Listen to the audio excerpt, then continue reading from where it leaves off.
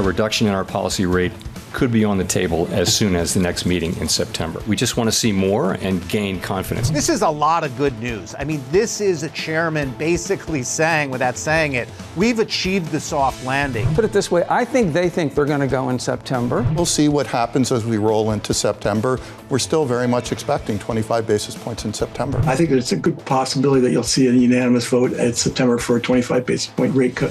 This is Bloomberg Surveillance with Jonathan Ferro, Lisa Abramowitz, and Anne-Marie Hordern. This is from Kit Jukes of SocGen. Nothing ever happens in August, right? US markets are priced for policy perfection. Good luck with that. Thanks, Kit. What a great start from New York City this morning. Good morning for our audience worldwide. Let's check out the scores as we kick off the month of August. We look a little something like this. Equity futures positive by 1/3% on the S&P 500. The Nasdaq avoiding the worst month of the year after posting a 3% gain just yesterday. The Russell delivering the best month of 2024. The Russell Index, the small caps, closing out July with a gain of 10% plus. This morning, we're down about 0.6%. As for this morning, your day ahead and the schedule, the calendar, looks a little something like this. A little bit later this morning, a Bank of England rate decision, 8:30 Eastern Time, jobless claims. Then later on this afternoon, we get earnings from Apple and results from Amazon. Before we get to all of that, we need to reset, take a step back, a deep breath, and talk about a Federal Reserve news conference yesterday. Lisa, a baby step towards September. Changing the balance of risks from squarely on inflation to a more balanced set that also include what we're seeing in the labor market, which seems to key off the market's conviction that they're going to go in September. What I find interesting is that this market is pricing in more than one rate cut in September, which raises the question about whether the market's ahead of itself or whether they're seeing something that the Fed is not. I think we all heard the same thing just yesterday. HSBC cuts are on the table. BNP Paribas was setting up September. Bank of America, we're not quite there yet, but Morgan Stanley says cuts are coming. What's the difference between now and September? It's this calendar right here. So we've got payrolls tomorrow morning. Then we've got CPI on August 14th. September 6th, we've got another payrolls report. September 11th, another CPI report. Then about a week later, you get another Federal Reserve decision. Lisa, they are the next 4 big data points for this Federal Reserve. What I thought was interesting was that Jay Powell seemed to have been listening to us. I will just suggest, not us, but a lot of the wonderful commentary that he welcomed getting from all of the different analysts, basically the idea of the difference between data dependency and data point dependency. It seemed like the totality of data seems to be suggesting that they are going to go in September, and it would take a pretty significant aberration to really move away from that. That got people's attention. What is less clear is the idea of proactive rate cuts, sort of going ahead of weakness being visible in labor markets.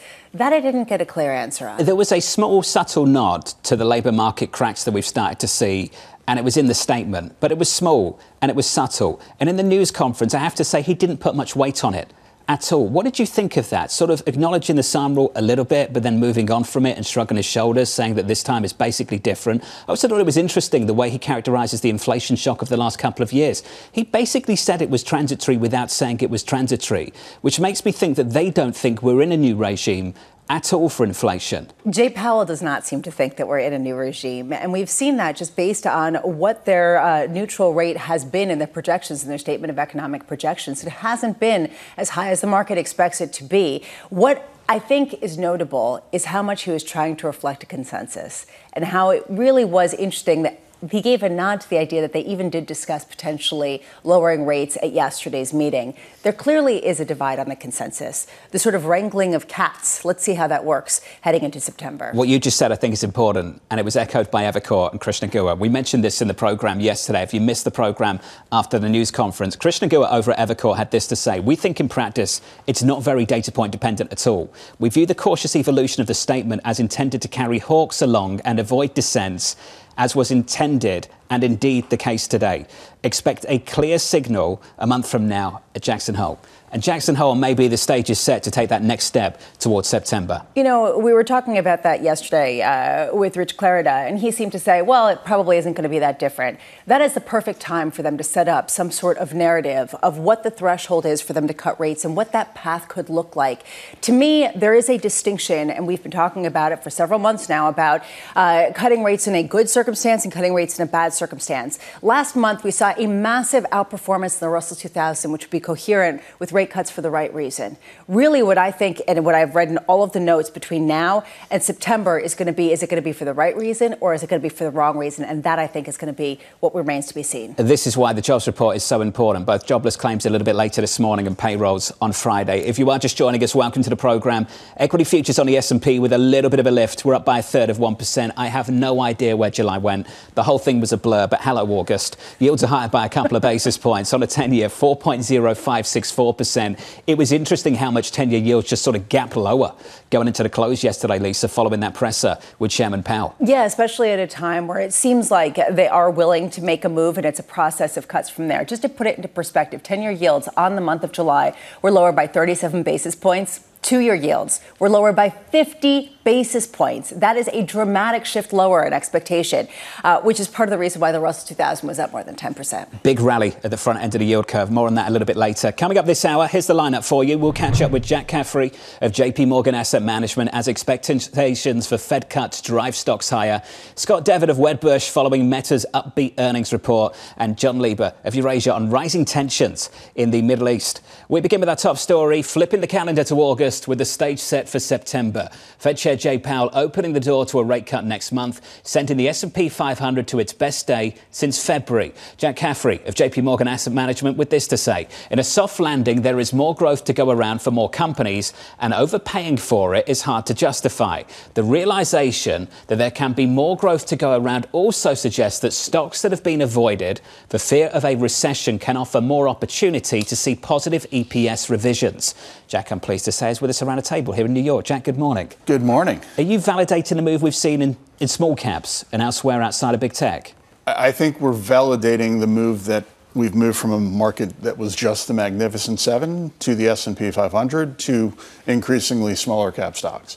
So investors are leaning into more risk, if you will, because I think, as I tried alluding to, when you're less worried about there being a recession, you don't need to just worry about businesses that can grow regardless of the economic environment.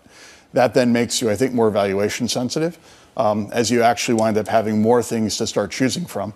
And you do actually have to get the right business at the right price rather than just owning something you have confidence can actually deliver earnings growth. Begs the question whether we should be less worried about there being a recession. What is the reason for that?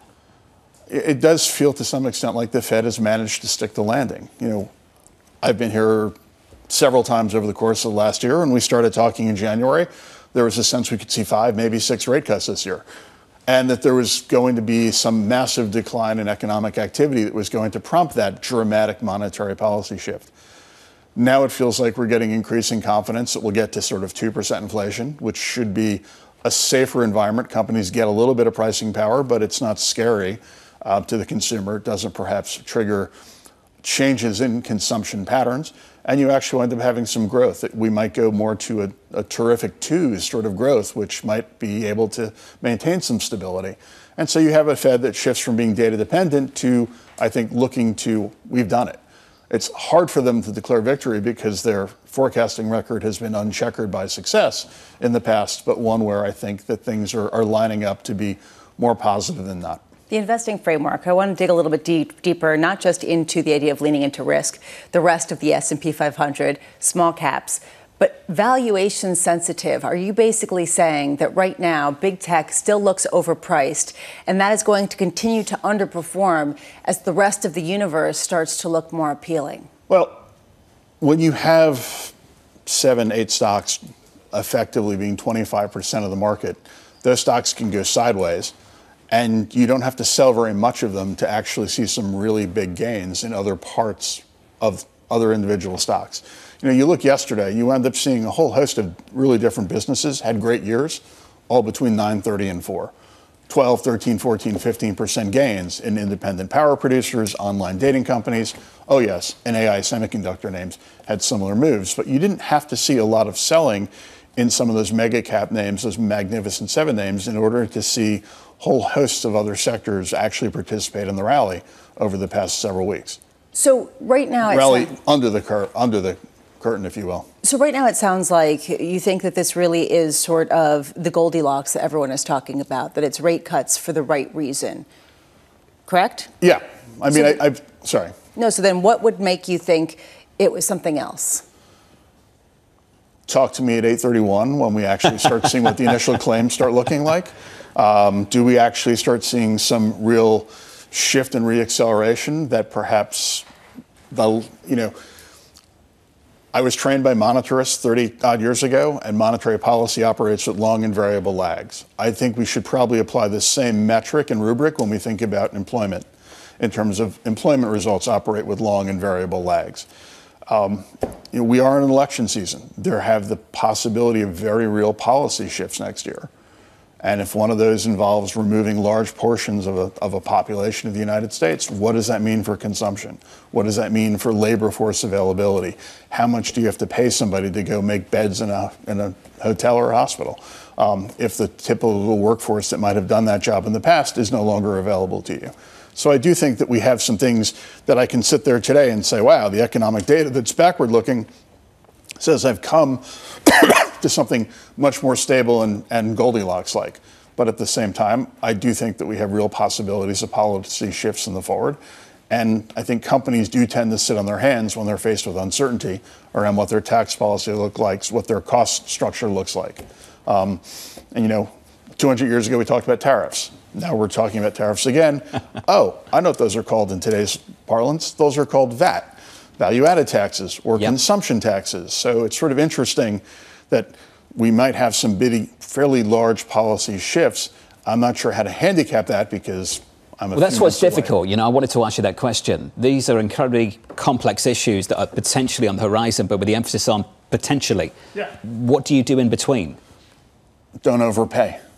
I think it comes back to when you're faced with things that are hard to quantify, hard to qualify, it comes back to this idea of I want to be more valuation sensitive perhaps than I have been in the past, because the frame of reference that I have to worry about is not what does the initial claim look like on Thursday, it's will that be a relevant statistic in 6, 9, or 12 months from now? And we saw an evidence of that in 2018. We changed tax policy that was supposed to drive an investment boom, and we started a trade war, which halted an investment boom. Yeah. So when we come back to this idea of there are difficult things that we have to incorporate into markets, some of that can be done probabilistically. Some of that is, I can't put, is it a 5% chance, a 3% chance, or a 15% chance? What I can say is I'd rather own stocks that are cheaper, that have lower expectations, and that have a better chance of beating low expectations than saying, I want to look on companies where I have high certainty of success, but I have to pay an exceptionally high price for that seeming certainty. You mentioned 8:31, just for our audience. 8:30 is when we get jobless claims, a little bit later this morning. Then tomorrow, 8:30 Eastern time, we'll get the payrolls report as well. Before you go, I wanted to give you a bit of a shout out and some credit. Coming into summer, you made the point that maybe this AI theme was overextended. I remember the conversation around the table, and that theme had some difficulty, with the exception of the $329 billion rally that NVIDIA delivered just yesterday. July was a tough month for some of those names. How do you think we've sort of reset things now? How do you view that story at the moment?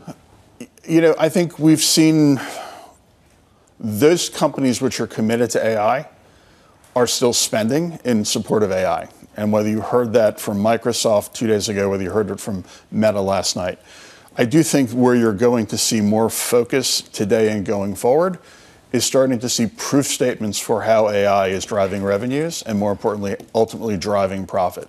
Because right now, you're seeing consultants talking about AI and making money off of AI, but we're talking more, I need proof of concept or delivery of concept. And I think it's that second order, which is supposed to be the massive unlock, and we're still waiting for show me.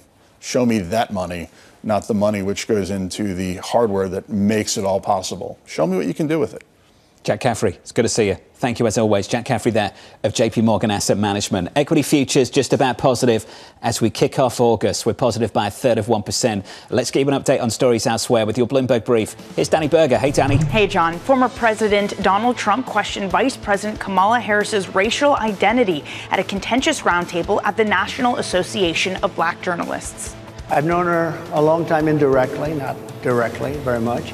And she was always of Indian heritage, and she was only promoting Indian heritage. I didn't know she was black until a number of years ago when she happened to turn black, and now she wants to be known as black. So I don't know, is she Indian or is she black? Kamala Harris condemned Trump's comments as decisive and disrespectful. The New York Times is reporting that Iran's supreme leader ordered a retaliatory attack on Israel. The warning comes after Hamas said Israel assassinated its political leader in an airstrike in Tehran. Meanwhile, Israel today confirmed it had indeed killed Hamas's second in command in a July 13th airstrike in Gaza. The U.S. is now advising citizens to avoid traveling to northern Israel and Lebanon. United and Delta suspended flights between the New York City area and Tel Aviv. Shares of SocGen are trading lower in Paris today. The bank reported a 24% surge in trading revenue in the quarter, but its domestic retail unit continued to drag on performance. SocGen cut its full-year guidance by more than $320 million for that unit. Shares are off by more than 7%, as you can see this morning and so far this year, making it one of the worst-performing European banks. And that's your brief. John. Danny, thank you. More from Danny in about 30 minutes' time. That's SocGen. Barclays. That stock is up more than 50% year to date, and the earnings were pretty good overnight. We'll catch up with the CEO, CS Venkatakrishnan, a little bit later this morning here in New York City at about 7:30 Eastern Time. Look out for that. Up next on the program, it's all about AI. There are all the jokes about how all the tech CEOs get on these earnings calls and just talk about AI the whole time. It's because it's actually super exciting, and it's going to change all these different things over multiple time horizons. It's basically all they do, all the time, but for good reason. And we'll talk about those reasons next. Live from New York City this morning. Good morning.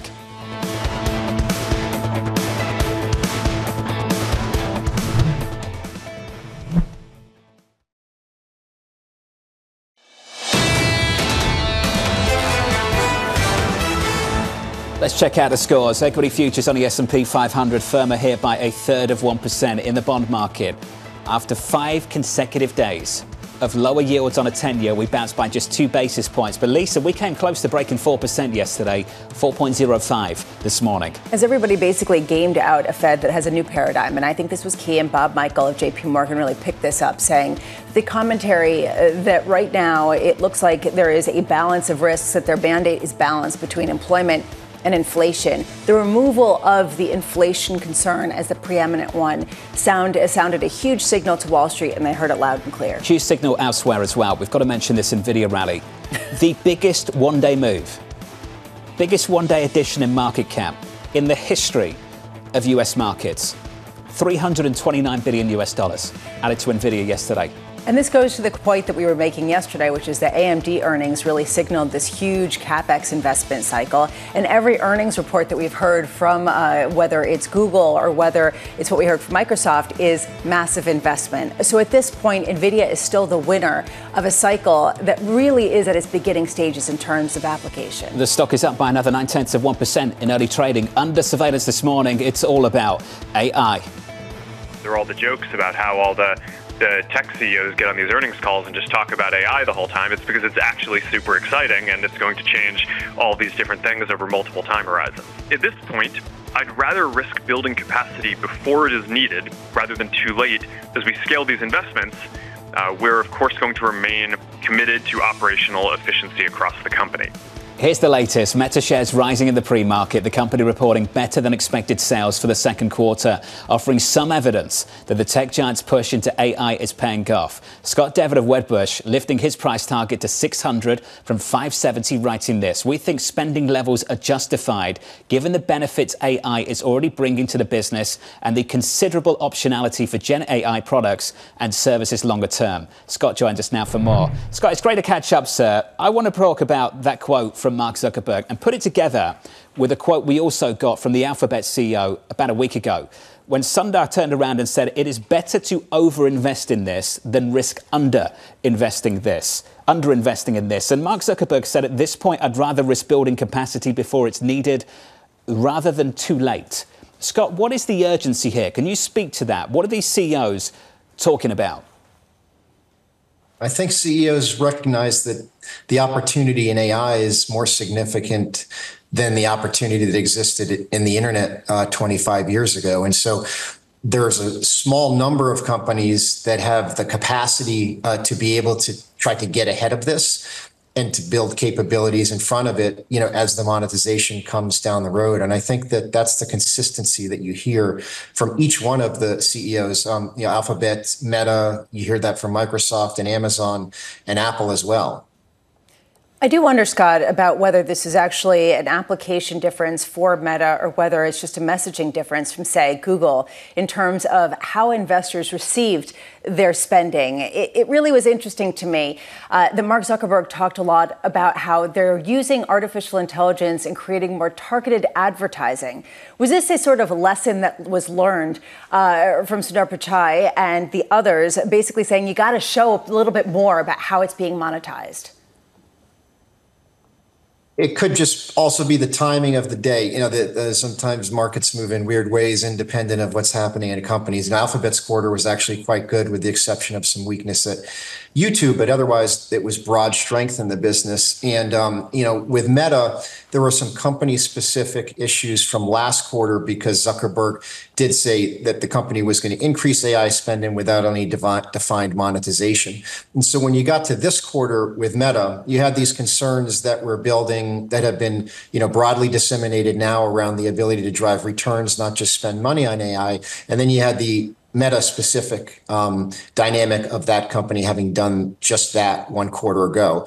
Then Meta beat revenue estimates, beat operating income, guided to operating expenses for this year being constant, and then only raised the low end of its CapEx guidance while guiding into a harder comp period for revenue in the third quarter that has a high end of 20%. So they kind of checked every box. And then Zuckerberg got on the call and started mapping out some of the areas where AI starts to impact the business, even though it's longer duration in nature.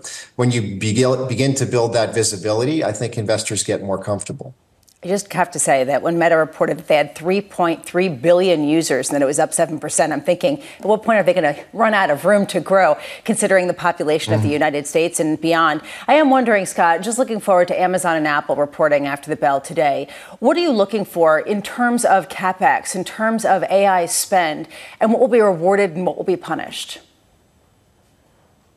CapEx will be up and likely higher than expectations. I mean, that's going to be a theme that that really stays around for some time. I think as an investor, what you want to see is health in the core businesses and this mapping of how each individual company is going to address the AI opportunity. In the case of Amazon, I think what you're going to see is strength in the retail business, strength in the advertising business, and an improvement in AWS. With increased spending. How that's received, my expectation is it's going to be positively received because Amazon's finally clicking on all cylinders again after a period of transition post-pandemic. Scott, operational efficiency was a phrase that was used by Mark Zuckerberg again at a time that they're spending all this money on investment. Can you speak to how much wiggle room they have on cost still, how efficient, how disciplined that company still is? So Meta cut a lot in that post-pandemic year of 2022 when everyone started to become more efficient on the digestion period of the overbuilding from the pandemic. And so I think Meta has more to cut, but I think what's interesting is AI itself brings the ability to manage costs and make your employees more efficient because there are coding benefits that benefit software developers. Zuckerberg mentioned last night the ability to be able to just provide budget and business objective as an advertiser, and that Meta can actually do the work with AI to provide the advertising that one needs. And that provides a level of efficiency as well from an ad sales force and from a customer standpoint, the advertisers themselves and their integration forces to provide lower costs really across the industry. And so I think Meta will be a significant beneficiary of that, and that's not something that's really anticipated. Hey, Scott, this was great. It's good to catch up. Scott Devitt there of Wedbush on the latest with Meta. That stock is up in the pre-market by something like 7%. Up next on this program, we'll speak to Lieber of Eurasia with tensions rising in the Middle East. That's just around the corner. This is Bloomberg.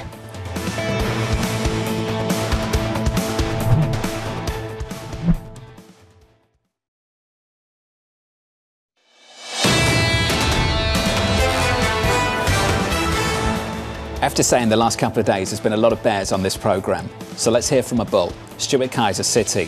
The foundation of equity markets remains sound, strong payroll growth, easing inflation, solid GDP, and FOMC cuts on the horizon limit downside.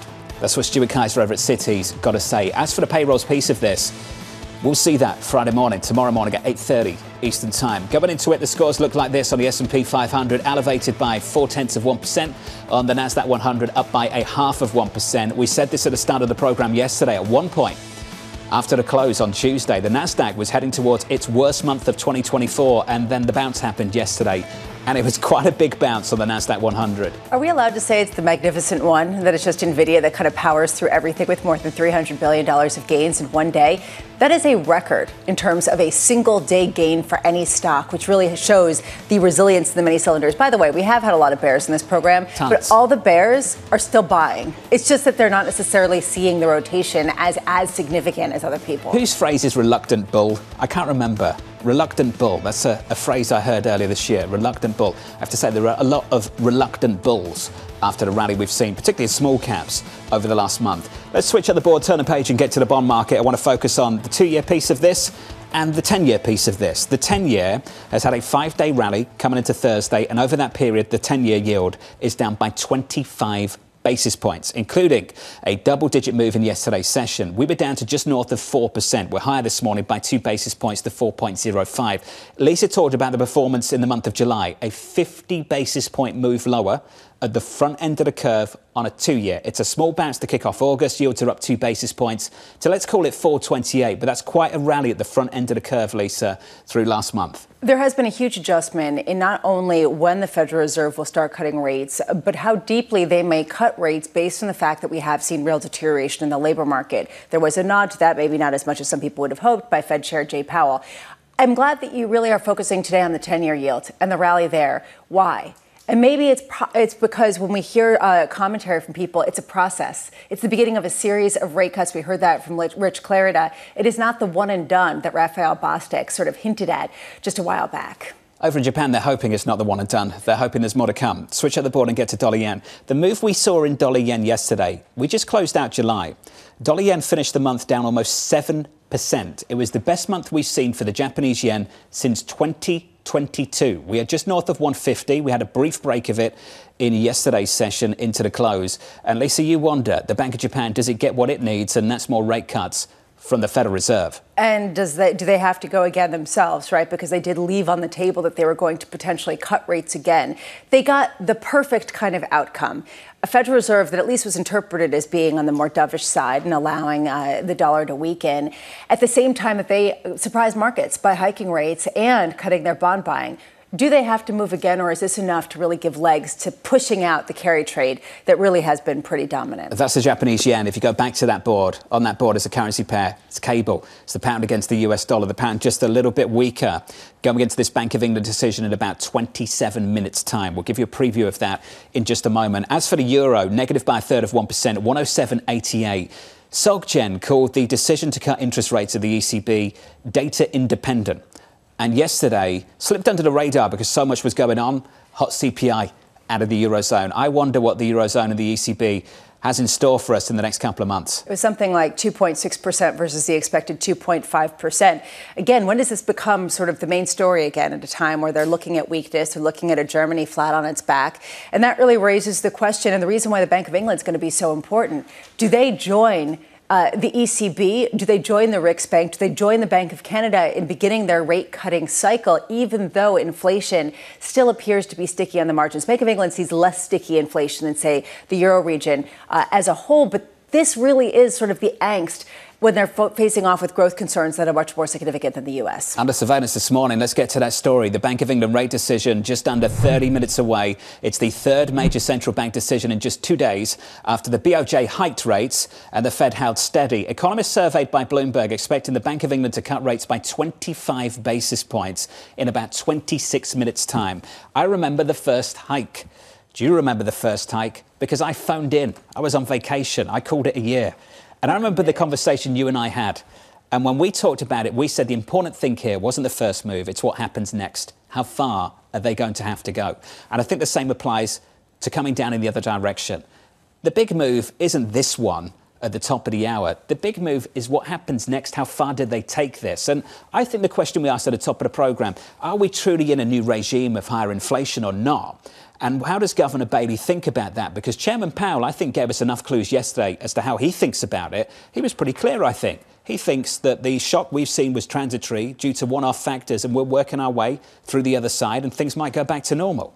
What I find interesting of the Bank of England is that they are more directly exposed to potential political risk, especially with a new government and new fiscal policies that are trying to get the fiscal backdrop into order. I say this because the Liz Truss moment was really what caused the Bank of England to also have to respond. And it raises this sort of specter of, do they have a fiscal policy, like Loomis Sayles says, that is strong enough that can provide pound strength even as they cut rates? That is sort of going to be the interesting dichotomy at a time where they do export and import so many goods that a weaker currency makes their inflation problem that much more difficult. So from the Bank of England's perspective, how much is that path determined by fiscal policy much more than they would otherwise like? You mentioned the Liz Truss moment. This Liz Truss moment is haunting governments, and it's become a self-imposed debt brake on the likes of the United Kingdom and other governments, I would suggest, across Europe as well.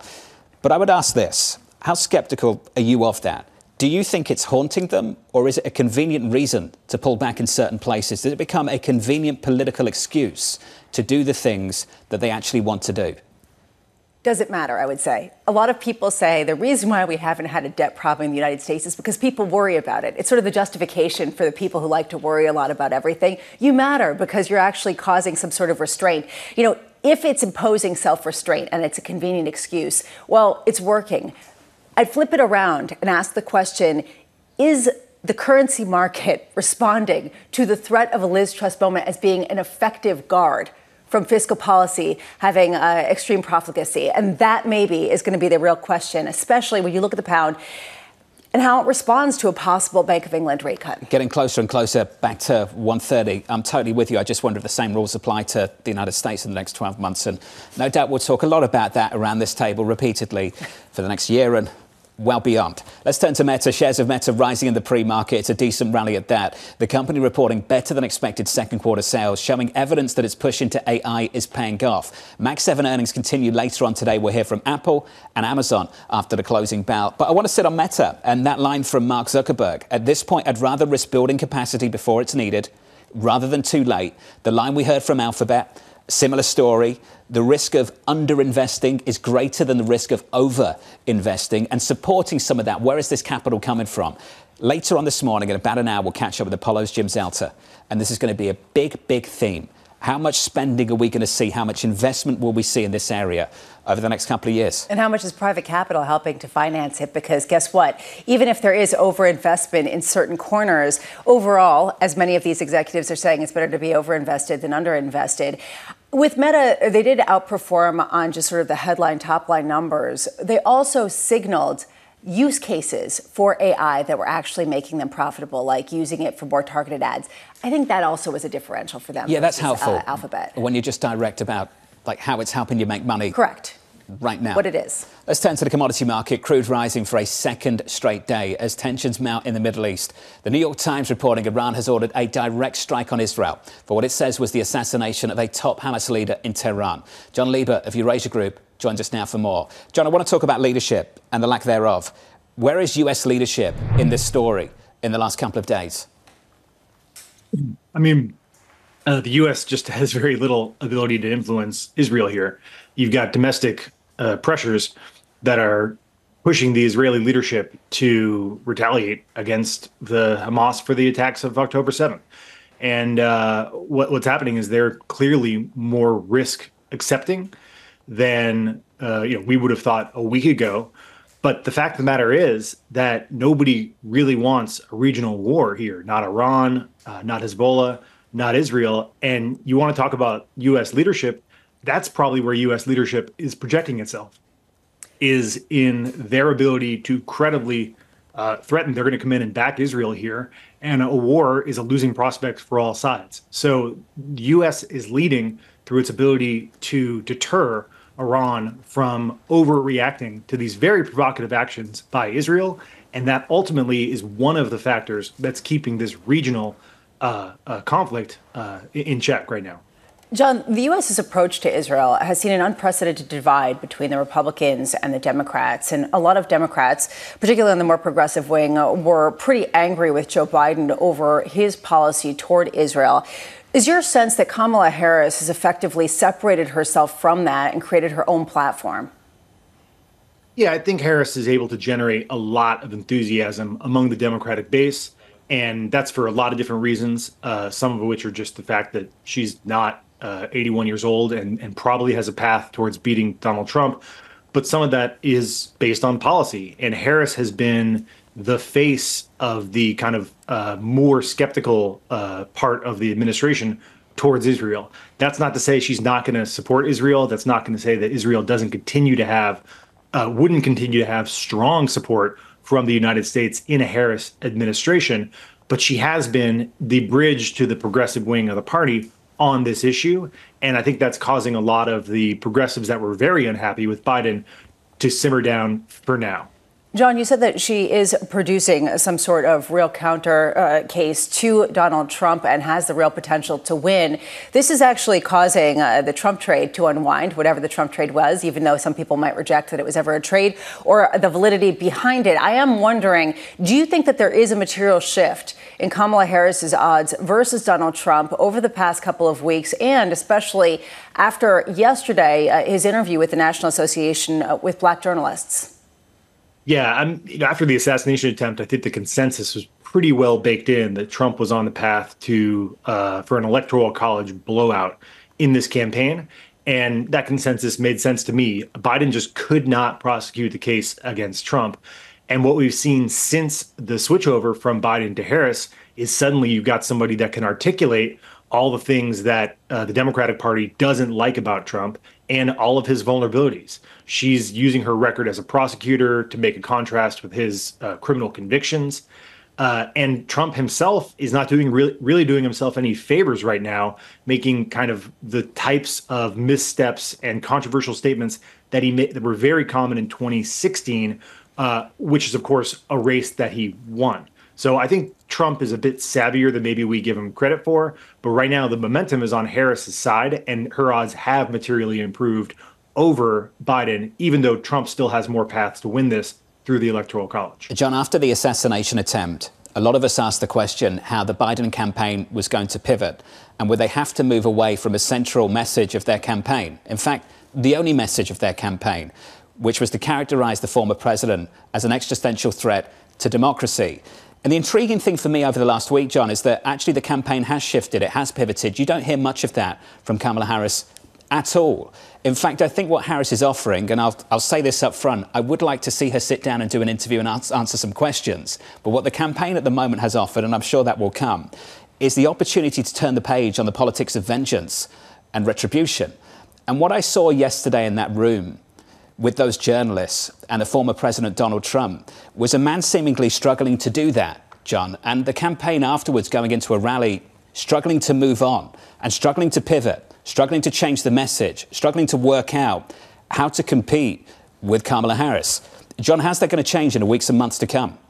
Yeah, I think that's spot on. And I hope Harris comes on your show for an interview. I'd love to hear what she has to say. But I think the Trump campaign was clearly caught flat-footed by this shift. You know, you've gone from saying that Trump's a threat. The Democrats have gone from saying Trump's a threat to democracy to saying that he's weird. And honestly, that's probably a better message that resonates with more voters because they do say a lot of weird things, including at that black journalist event yesterday. And I don't know what the Trump campaign is going to do. I think they were really, really, really well prepared to take the fight to President Biden and don't know how to articulate a case against Kamala Harris. Now this will come. I mean, Harris has a record in public office. They're going to say that she was a California progressive, the most liberal senator in her time there, and they're going to say she was an incompetent vice president who screwed up the border.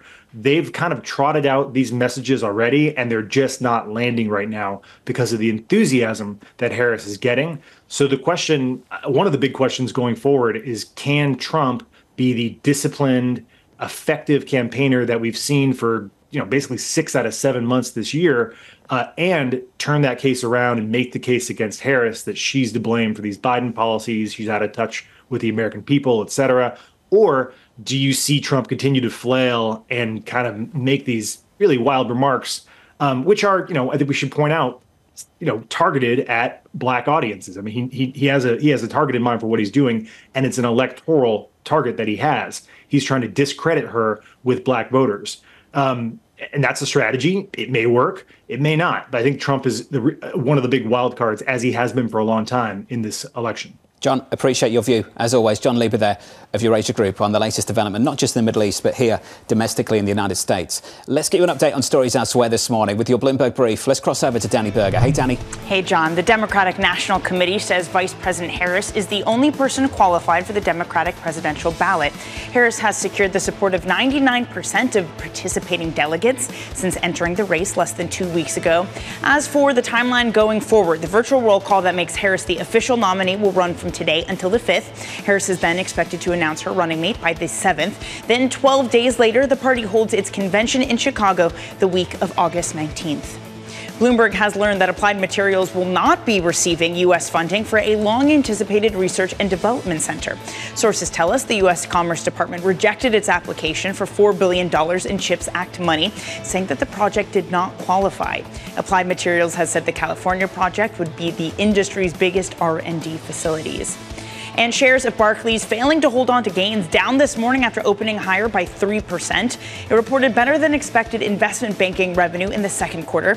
The British lender also announced a $963 million buyback and upped its guidance for the full year.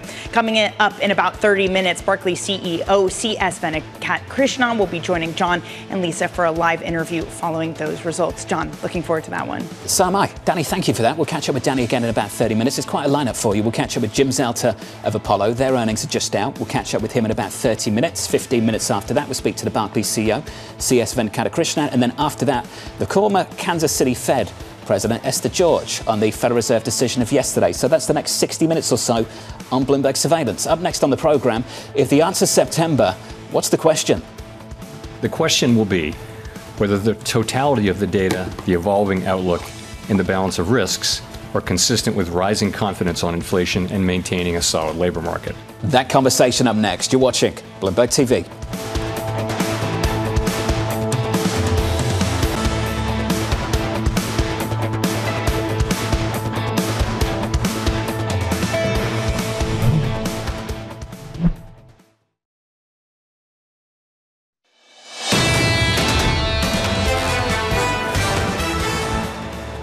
Equities on the S&P 500. Following through from the gains of yesterday, some positive follow-through. We're up by 0.4%. Yields are higher on 10-year bonds, up by 2 basis points, 4.05% on a 10-year after drifting lower. I say drift, kind of plunging over the previous 5 days, down by 25 basis points over that period.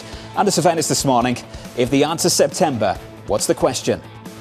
The question will be whether the totality of the data, the evolving outlook, and the balance of risks are consistent with rising confidence on inflation and maintaining a solid labor market. If that test is met, a reduction in our policy rate could be on the table as soon as the next meeting in September. So here's the latest. The US jobs report tomorrow, kicking off a quartet of key data points ahead of the Fed's September meeting, with 2 more CPI prints and another jobs report coming before the central bank meets once again. Jonathan Pingle of UBS writes this: the FOMC is unlikely to lower rates at an every meeting pace at the start of this process unless the risks to the labour market are more severe than we currently assess, or a much sharper drop in inflation than we currently project. Jonathan joins us now for more. John, it's good to see you. Good to be here, thanks. Let's get to those comments from Chairman Powell. I'll go through it again. It's about the totality of the data, the evolving outlook, and the balance of risks. Haven't we met that test already? I think we probably have. I mean, I think that the way Chair Powell, he fielded those questions pretty depthly. The totality said he wasn't going to hinge on any one data point. So it really does sound like they're there. Right. I mean, barring some huge surprise, it sounds like the September rate cut's basically a done deal. It raises the question about whether the market is too enthusiastic about what comes next, because we've been talking about a potentially shallow path of rate cuts, and suddenly markets were basically saying, just kidding. Actually, they're going to cut quite a bit, and they're going to cut quite a bit this year, potentially even more than one 25 basis point rate cut at the September meeting. Do you think it's gone too far? I do. I mean, we're expecting 2 25 basis point rate cuts, one in September, one in December. But I do have to say, I was a little surprised in the press conference with Chair Powell's general comfort with market pricing. I mean, he was asked, he got a chance to push back, and he didn't. And the market is pricing fair odds of a cut per meeting for the first 4 meetings, which is very different than what we've seen, say, in the SEP or the other communications. Which raises this issue of whether he represents the committee, whether he is sort of an independent and much more dovish actor. Do you get the sense that in Jackson Hole there is going to be a very different set of potential rate cuts laid out in terms of their vision of the neutral rate and their vision of how quickly the labor market is weakening? I do. I think we're going to get a very specific message from Chair Powell at Jackson Hole that is going to lay out what comes next, sort of what is after the September rate cut. And I think that message is going to be very conditional. And I think and as the speaker and leader of this committee, I think he's going to have to lay out that future cuts, the cuts after September, are highly dependent upon the ongoing progress on inflation, their confidence that inflation is really headed sustainably to 2%, and that balanced against the risk to the labor market expansion. We've heard things like, over the last few years, walking slowly through a dark room, navigating the stars under cloudy skies, all of that stuff. What I heard in the news conference yesterday was someone with some clarity that they believe that the inflation shock of the last couple of years is largely transitory. I mean, these are my words, not his, but he basically implied it by talking about a one-off shock coming out of the pandemic. Do we have a deeper conversation about what the destination is here for interest rates? And when we talk about normalization, what normal actually is based on some of those comments in that news conference? Well, Chair Powell, in his conversation with David Rubenstein, a few weeks ago, did seem to indicate that neutral rates are higher. But that's not really what we've seen out of the committee. And in fact, if you think about, the press conference yesterday, this was not a chair who seemed to be saying higher for longer. Not at all. But I think to your point, the other thing is they do seem extremely comfortable with the progress they've made on inflation.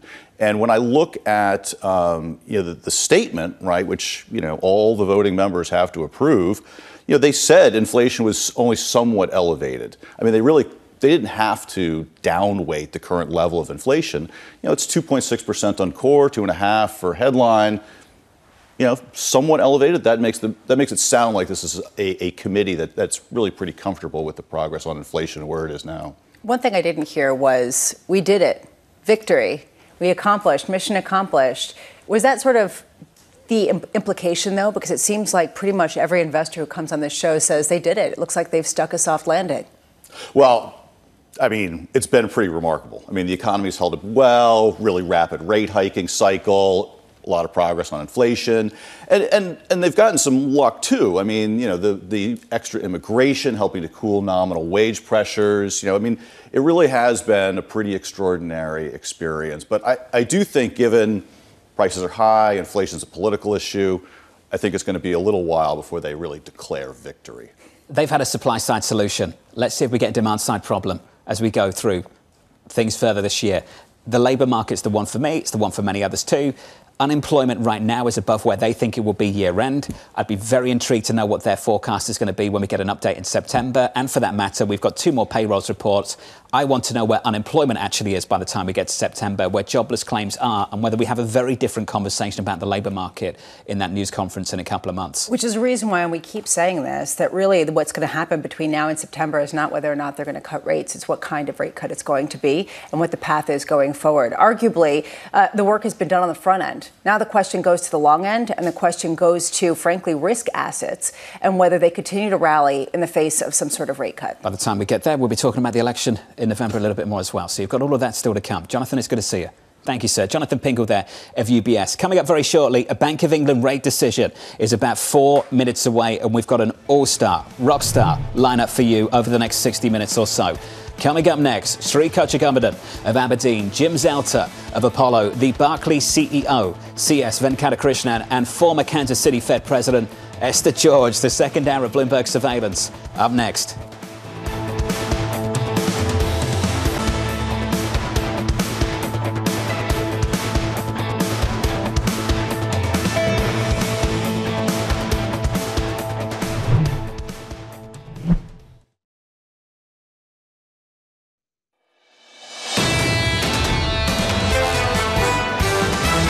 I think the Fed feels that it's in a sweet spot right now, that the data is moving in its direction. In September, it's going to happen unless the economic outlook changes materially. To invoke the Olympics now, this is a Fed that really wants to stick the landing. Soft landings are not easy.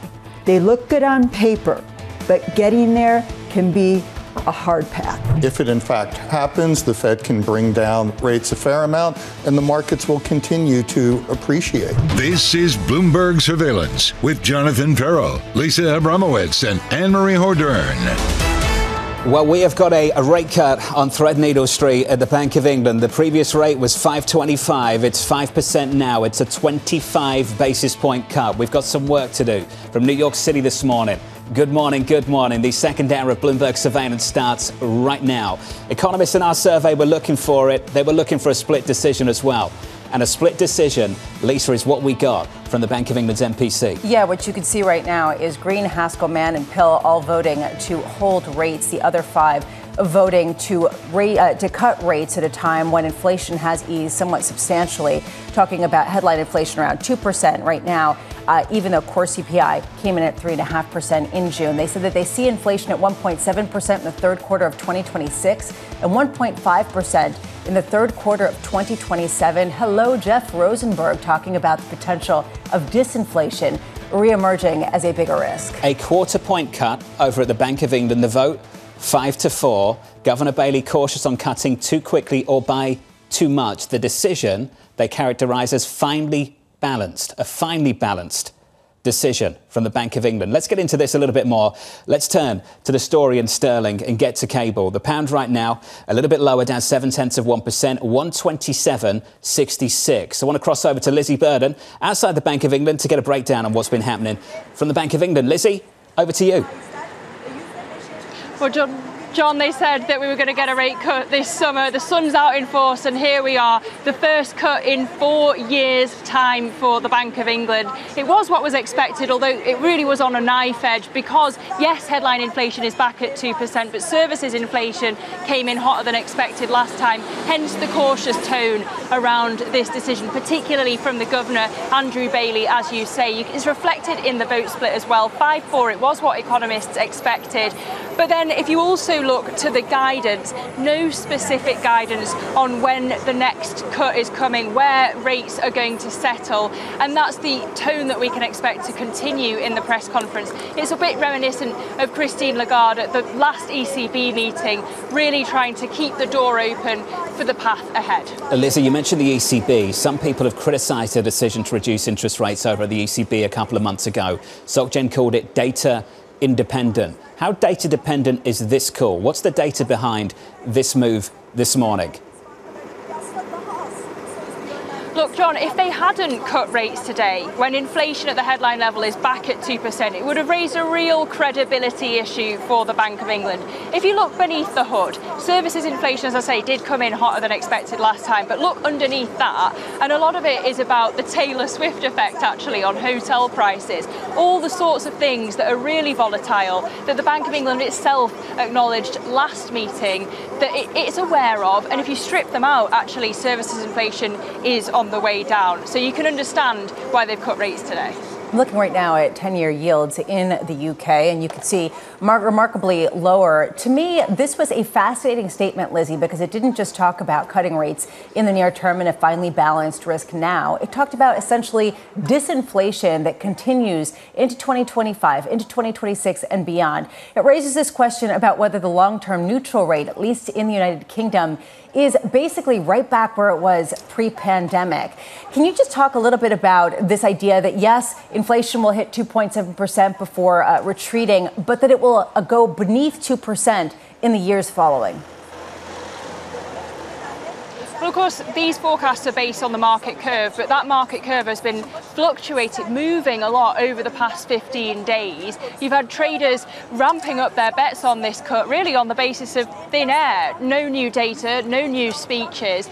But look, the fact that they're seeing that down the line tells you a bit about where they see rates coming ahead. It suggests that, yes, we have got more cuts coming in the pipeline. Lizzie, great work as always. We'll catch up with you a little bit later. Lizzie Burden there of Bloomberg outside the Bank of England. The Bank of England rate decision, a quarter point cut to 5% from 5.25. A finely balanced decision for some voting for an interest rate cut, according to the Bank of England. The vote, 5-4. Governor Bailey cautious on cutting too quickly or by too much. So what have we seen from both the ECB and the BOE? We've seen an interest rate cut, but I have to say it's sort of like a nervous step forward, or rather a step back, however way you want to frame it. You put it together with the Federal Reserve, they're moving very, very slowly. And I think that's the common theme here across all three central banks, the ECB, the BOE, the Federal Reserve.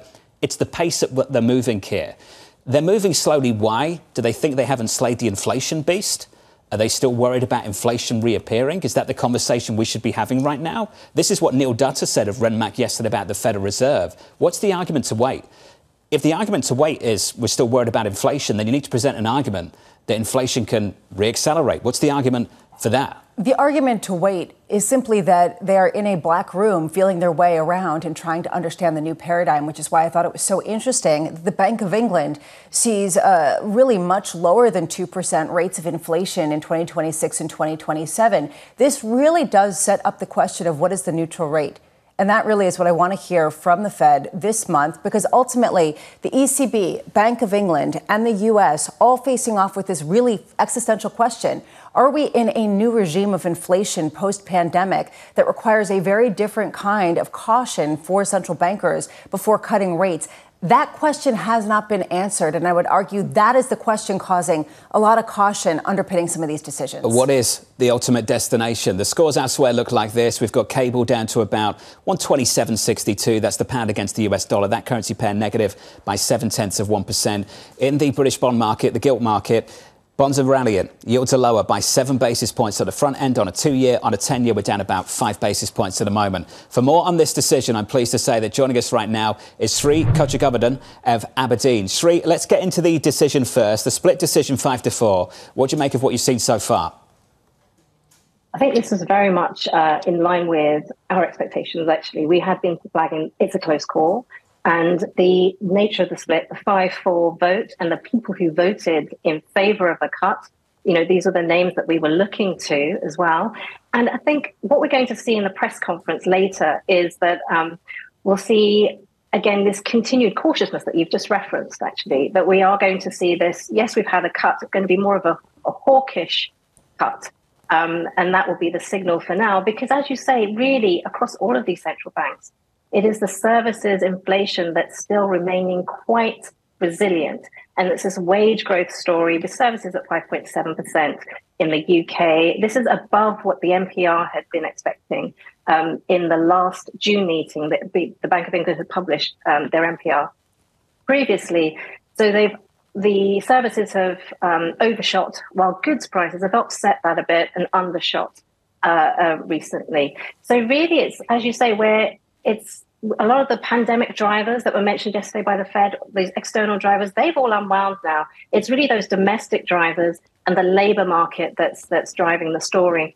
So in the UK, we are seeing a mixed bag here, but some tentative signs of loosening in the labour market, with unemployment ticking higher, vacancy to unemployment rate is at 6-year lows now. So this is all showing signs that maybe it is time to cut before we start to see some changes in inflation as we move into September, October, where you start to get the impact of the off-gen price cap and some distortions there. Today did seem like the best time to implement a cut and then see. It'll be data dependent. I'm sure that will be a phrase we hear again. I'm sure it will be on repeat with that news conference just around the corner with Governor Bailey. Sree, Lisa brought up the destination. Where is all of this heading? And for that kind of conversation, we need a bigger, deeper conversation, a debate, if you will, about the current environment and the regime we're going into. Have we broken out of that pre-pandemic regime of low growth, low inflation? And are we going to stabilise here at higher levels? And does that mean ultimately this Bank of England interest rate, when it comes down, will settle down at a different level than it otherwise would have? What are your thoughts on that with the team at the moment? Yes, we are looking at, the pace of rate cuts. I mean, we are expecting, a bit of a pause and maybe another rate cut later this year. And this is all something that we'll look at today's meeting and the details to get a real steer of the pace from here.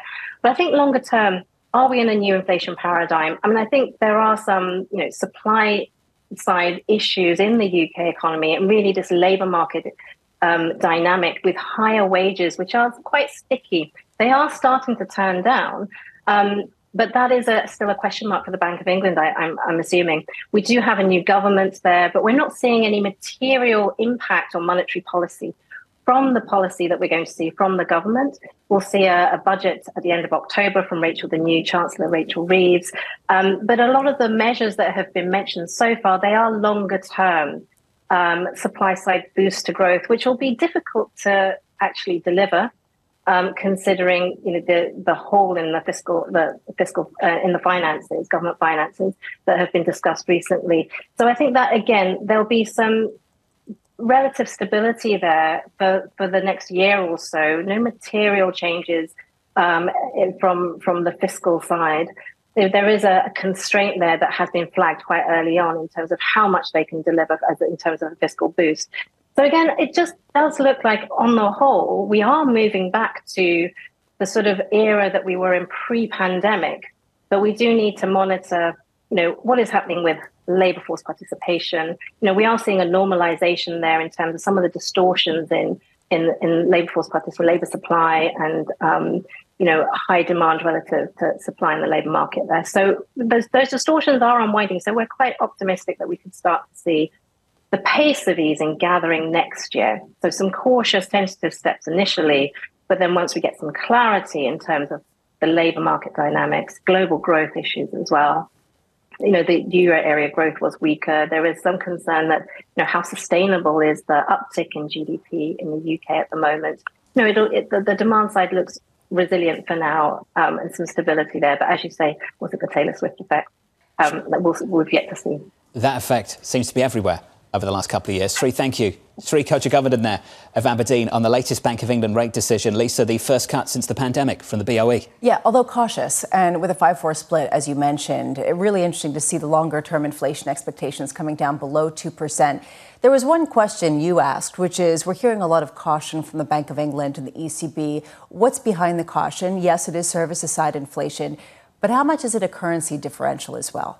If they move too quickly ahead of the Federal Reserve and they weaken their currency, does that actually make their inflation problem worse and get them into a hole? I wonder how much that's, just in the back of people's minds as they make some of these decisions. Just a programme note for you. That news conference with Governor Bailey starting in about 18 minutes' time. If you are in the United Kingdom, our colleagues over in London will pick up coverage for you and take you into that news conference. For everybody else, it's quite a lineup. The Barclays CEO, CS Venkatakrishnan, joining us in about 20 minutes' time. We're also catching up with the Apollo Pro president. We'll catch up with Jim Zelter in about 5 minutes. After that, the former Fed president, Esther George, on the Fed decision of yesterday. So that's your lineup for the next 45 minutes or so. Let's take the opportunity to get you an update on stories elsewhere this morning with your Bloomberg Brief. Let's cross over to Danny Berger. Hey, Danny. Hey, John. Qualcomm shares lower by 1 1/3% this morning. Its earnings yesterday fueled concerns that the phone market is recovering more slowly than investors had hoped. Qualcomm did project stronger sales and earnings, but said phone shipments are only rebounding gradually. The CEO said that they expect units to be flattish or up by single-digit percentages this year. Shell is up in the pre-market this morning, up by some 1.8%. The oil and gas giant reported profit and cash flow that beat expectations in the second quarter. Those results underpinning yet another resilient stretch for the British energy company. Net debt fell by more than $2 billion over the period. Steady crude prices also helped to offset weakness in other areas like refining and nat gas.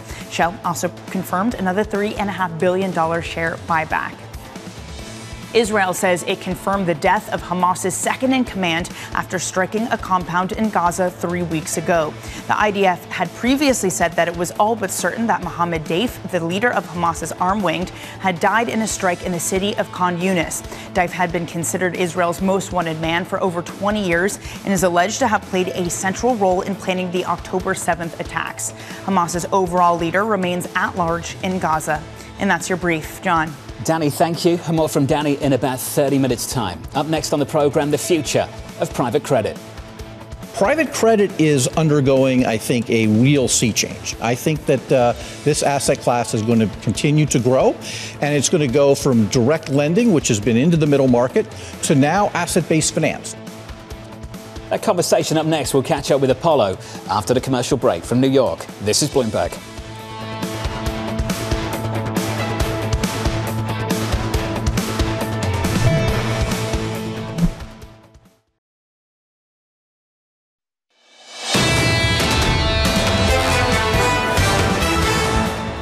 Live from New York City, welcome to the program. Equity futures on the S&P 500 higher as we kick off the month of August, up by 0.5%. Bond yields drifting up as well by 3 basis points after a 5-day rally over that period. Yields dropping 25 basis points on a 10-year, just short of dropping into the threes, 4.06% on a 10-year right now. Under surveillance this morning, it's the future of private credit. Private credit is undergoing, I think, a real sea change. You know, since the GFC, banks have continued to back out of lending money into the middle market. And so private investors and asset managers have really stepped into that void. I don't see that reversing. I think that this asset class is going to continue to grow, and it's going to go from direct lending, which has been into the middle market, to now asset-based finance. So here's the latest this morning. Apollo Global's second quarter profit coming in just short of estimates, while assets under management and fee-related earnings rose. Apollo Asset Management co-president Jim Zelter writing this: we expect to see continued strong growth in private credit, including asset-backed finance, and expect to see continued demand to access this market, partnering with banks more than ever as companies look to finance themselves with long-term capital. Jim's with us around the table here in New York. Jim, good morning. It's good to see you. Good morning. Good to see both of you again. You've got a good story to tell, but before we get into that good story, just short of estimates here, what's held back profits in the last quarter? Well, listen, I think the firm is really firing on all cylinders. It was a great number, record FRE performance, record deployment, record origination, and the flywheel that we've described over the last 3 or 4 years is coming into place. Economic cycle is slowing down a little bit, but from a firm perspective, we couldn't be happier with where the firm is positioned. We couldn't be happier with the trajectory of the outcome and in the quarter, and see a very, very bright year in terms of our backlogs and our pipelines. You seem super confident. As you say, record quarter of deployment, $50 billion of debt origination. I want to talk about one deal in particular. It's the $11 billion investment for Intel, helping them to fund this CapEx opportunity. And I want to put together that deal with some of the quotes that we've heard from the tech titans in the last week. Alphabet saying the biggest risk here is underinvesting, not overinvesting. Mark Zuckerberg of Meta saying at this point, I'd rather risk building capacity before it's needed rather than being too late. Can we take a step back here and just frame how big this opportunity is in front of us and how long the runway is too? So I think it's a great question, and I think it's so much more of a secular opportunity than the conversation about the Fed this quarter or this week. Certainly from our perspective, we see a secular global industrial renaissance going on. And people talk about AI, but it's also in power, it's also in sustainable energy, it's in the auto sector as well. And when you look at the breadth of capital that's needed from these high quality companies, it really reckons back to what happened in the U.S. in the 1920s and 30s in the build out of railroads and industrial America. So we see the Intel transaction as really a highlight of the future opportunity and the secular change. And what's really gone on in the last decade or two with the advent of private credit is the breadth of available capital from traditional financing sources, which with indexes and ETFs is all focused on short-term liquidity. There's a real lack of capital to invest and be a partner with these companies over 10 to 15 years. So I think we at Apollo certainly are big believers in that. Our phone has been fortunately ringing off the hook since the Intel transaction. And again, it's really the example of the complete transformation of our firm as a capital solution provider. Apollo has $700 billion of assets under management, pretty much. It raises a question of whether you're dealing more with the Intels of the world than, say, the Family Dollars of the world. Mm-hmm. And when you're talking about some of these big transactions, is your phone ringing off the hook with calls from Meta, Alphabet, Microsoft, all of the big tech giants that are the new clients of Apollo, not necessarily the sort of smaller firms of tradition? Yeah, the story, if you look at our firm today, $700 billion, 500 of which is in the credit business, and a vast majority of that is investment grade risk. And so what we've really done in the last 5 to 15 years is brought our cost of capital down dramatically, so we're much more relevant to those companies. So all the ones you've mentioned, plus a litany of many others, we are the prime candidate to be in dialogue with those folks as they embark on massive CapEx changes, and they want to do it. What's interesting about these companies, as you identified, they're mostly investment-grade companies, and they don't want to really hinder or harm their holding company ratings or issue dilutive equity. So the ability for us to be very, very thoughtful, bring a lower cost of capital to the equation, and match that solution need up with investors or pension funds or retirees from around the globe, these are the folks that are funding that global industrial renaissance. And that's really the story of the future that we get excited about, and it just shows the flywheel of our business. Again, as you mentioned, we deployed $50 billion in the quarter, $200 billion on a run rate the last year or two. And from our perspective, this is really, when we can get that kind of return with a higher rate environment, which we are clearly in, that's really the story of the future. That's what gets us excited about Apollo, and that's what gets us excited about the flywheel in action at our firm. You also just raised $34 billion in your latest direct lending fund, which I believe is the biggest ever for that type of fund. It raises this question, though, of whether private lending has transformed itself from lending to riskier and smaller companies for much higher yields to lending to safer companies for, yes, a higher yield than maybe the benchmark investment grade index, but not necessarily the double digits of your. Is that basically what you're telling investors, that don't expect those type of returns because this is safe capital that just invested differently? Well, you know, you're bringing up the conversation of private credit in aggregate versus direct corporate lending for buyouts. We're in both those businesses in scale. On the private corporate lending for buyouts, we're a major player in that space, and you're right. There's a cycle going on, but that's a smaller part in terms of the overall total addressable market. And certainly, direct corporate origination, that's going to be a long-term tool for sponsors to use next to high-yield bonds and leveraged loans. The bigger opportunity clearly is what we're talking about right here: the investment-grade solutions. We really call it fixed income replacement. In the past, if you were an investor, a pension fund, or an endowment, you could go into the liquid investment grade markets, and spreads are very, very tight there, but you really are paying for liquidity that you don't need. Many of these investors have long duration capital, and they should be investing for 5 or 10 years, not for an hour or two based on an ETF. And so the whole market structure has evolved where it's student body left focusing on short-term liquidity, and there's big gaps of capital needs that have been unresponded to. So we've really positioned our firm, as a few others have as well, to be responsive to those longer-term capital needs, which are not being satisfied today in the current debt markets or in the financial services sector overall. We've got through much of the first 10 minutes without talking about the Federal Reserve, so forgive me, I have to bring up the Federal Reserve. That's Torsten. You need Torsten in the seat. Torsten's got a great call, and it's still standing, just about. Your call at the turn of the year was that the Fed put its back. I just wonder how relevant all of that is as a backdrop to what we've just discussed. Well, I think Torsten's call in the beginning of the year of no Fed cuts, I think it really was very prescient about how we thought about deployment, and witness what we've actually done year to date because of that call. No doubt the big secular move in rates was the move the last 2 or 3 years from zero cost of capital to a real cost of capital. Yeah. A quarter point move here or there. We don't spend a tremendous amount of time at Apollo thinking about the impact on that. We think much more about this global industrial renaissance.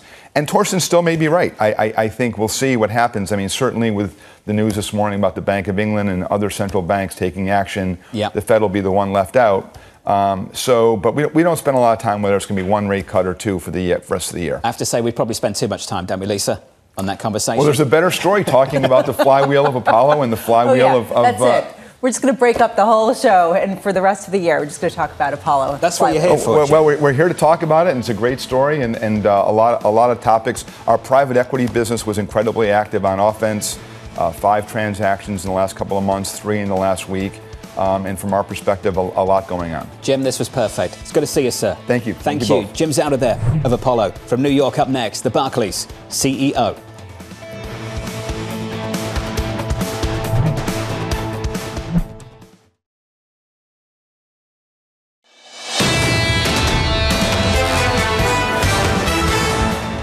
Two hours away from the opening bell. Welcome to the program. Equity futures right now positive across the board, up by 0.5% on the S&P. On the Nasdaq 100, up by 0.6%. On the S&P, closing out yesterday for the best day, biggest day of gains since February.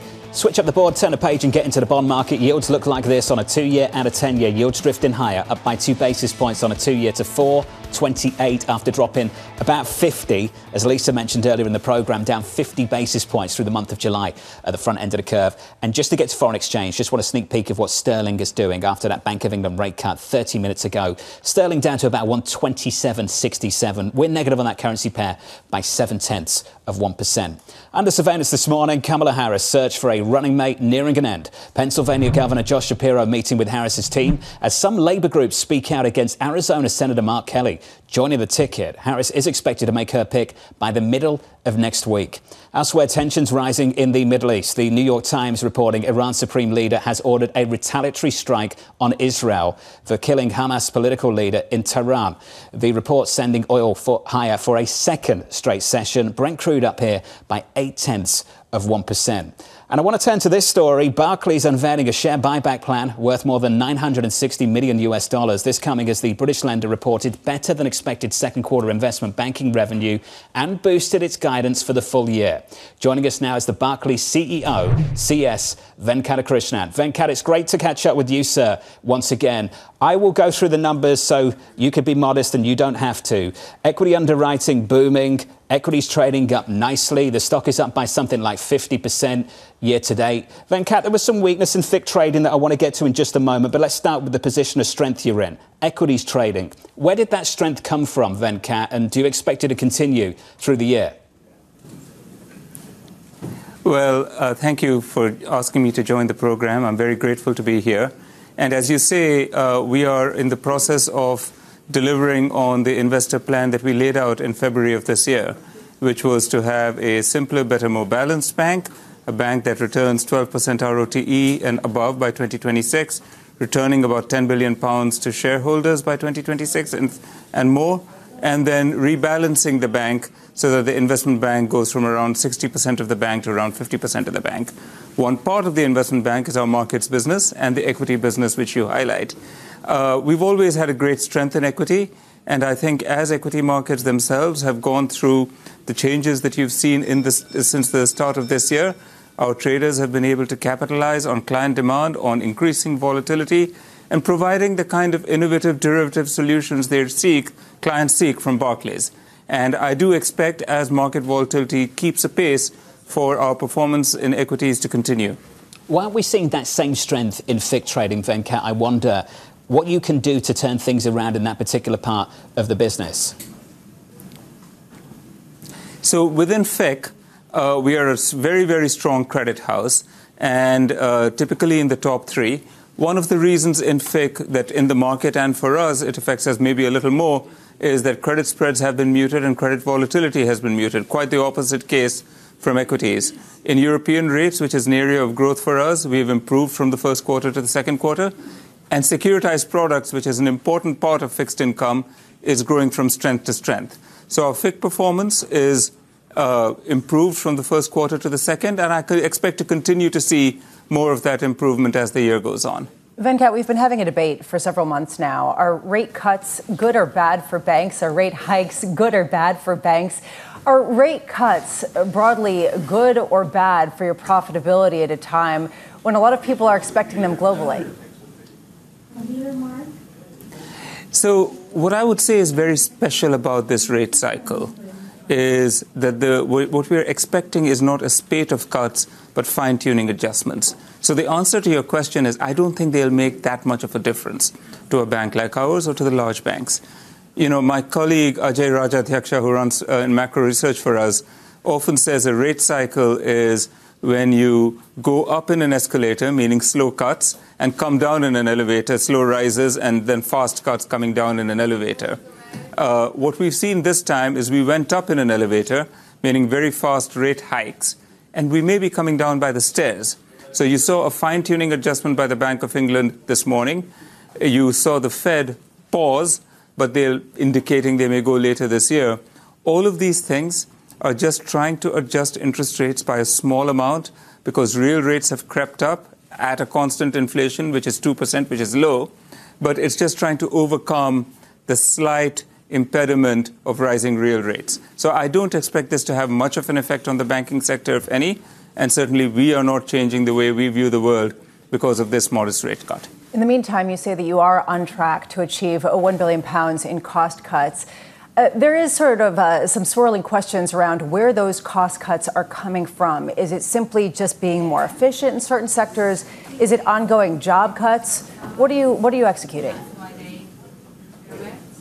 So we did £1 billion worth of structural cost actions last year. We are seeing, A, the benefits of some of that. B, we are seeing the benefits of a greater focus on productivity and efficiency in the way in which we run the bank. And what we are also seeing is the results of investments which we have made, particularly in markets, particularly in trading technology. I'm talking to you from our equity trading floor in London. And the way we have increased our market share in electronic trading here in Europe and in the US is all a result of past investment. You have to continue to do it, but it's probably at a slower pace than we did in the last couple of years.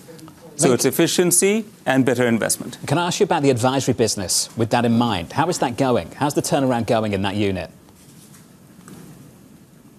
So investment banking, we've done, as you see in the results in the banking side, quite strongly. Equity capital markets did very well. Advisory is improving. We still have a little way to go. We are seeing deal volume pick up. We're seeing our backlog increasing. And I think over time, as some of these ideas fructify, you will see an improvement in the advisory numbers. I'd love your view, Venkat, on how business is going more generally. As you look across corporate America and corporations across Europe, I can share with you some of the comments we've heard from corporate America over the last couple of weeks. From P&G, they're seeing slower price increases. Kimberly-Clark also saying the same thing. McDonald's are talking about the first sales slide since 2020. Pepsi saying the consumer is becoming more challenged. You've got a massive consumer business as well with the Barclays card business. When you look at corporations and the consumer, are you seeing the same kind of slowdown, Venkat, from your vantage point? So what we are seeing, and which is good for the credit performance of banks, is we are seeing both consumers and corporates focusing on efficiency and managing their budgets more carefully. So if you are in the consumer business and if you're a consumer-oriented company, what you will see is, therefore, a lack of pricing power and then people economizing. We see that in our own customers. What that means, though, is that even though employment is still very strong both in the UK and the US, people are managing their budgets more carefully, which is one of the reasons why, by and large, credit impairment costs for banks have been relatively well controlled. So it's good for the consumer to do this and manage their budgets. It's good for their lenders because they're seeing less signs of consumer distress. It's good, however, it's for the economy, however, there are winners and losers. And that's what you're seeing from some of the people you're quoting. Are you seeing a big difference in terms of consumer strength globally, depending on the region? We've been talking a lot about how the consumer shows a lot of, I guess, restraint when it comes to spending, but more so in some of the sectors, more leverage to Chinese consumers. How much are you seeing Europe in a weaker spot than, say, the U.S.? Well, I think the slowdown which we've seen in China is palpable. And what Chinese demand has done is affected sectors which were particularly exposed to them. You saw some of it in the fashion goods industry. And tech, of course, is a different situation because, the trade with China is being limited in tech for other reasons. But I do think that what you will see is people with that exposure to China being more affected. You've already seen it in the numbers, and I expect that you'll see that for some time to come. How much does it affect where you're expanding or where you're not expanding? Well, Barclays is first and foremost a consumer bank in the UK, a global investment bank, and also got a very strong corporate presence and a wealth presence. But all of that is very highly connected to London from Europe, from the United States, and then from India, Singapore, Hong Kong. We are not a major presence in mainland China, and so what we think is that the impact of what's happening in China is relatively more muted for us compared to other banks with larger exposures. It does raise a question, though, about some of the tensions that have been coming to the fore politically, internationally, in terms of potential tariffs, potential restrictions, changing policies, the elections. How are you trying to get ahead of that at a time where there's a lot of policy uncertainty? And arguably that's one reason why advisory and mergers and acquisitions hasn't been as robust as some people had expected it to be.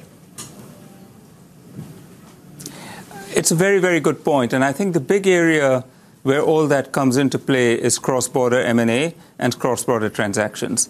You've even seen a slowdown of that within Europe itself. You know, for us, it highlights one of the things which we've done, which is we decided very early this year when we did our Investor Day and made the decision towards the end of last year to invest £30 billion of risk-weighted assets in the UK.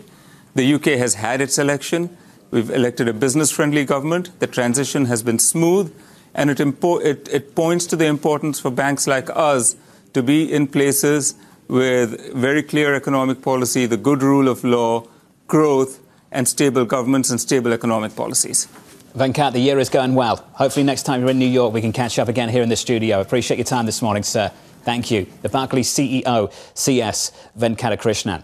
The Barclays stock is up by more than 50%. It's quite a year so far for Barclays. They've also pledged £750 million being returned to shareholders, so quite big in terms of dividend payments. Let's get you an update on stories elsewhere. We can cross over to Danny Berger for more. Hey, Danny. Hey, John. The Bank of England has cut rates for the first time since early 2020, dropping the benchmark by 0.25% to 5%. The decision was a 5-4 split. Governor Andrew Bailey cast the winning vote to cut.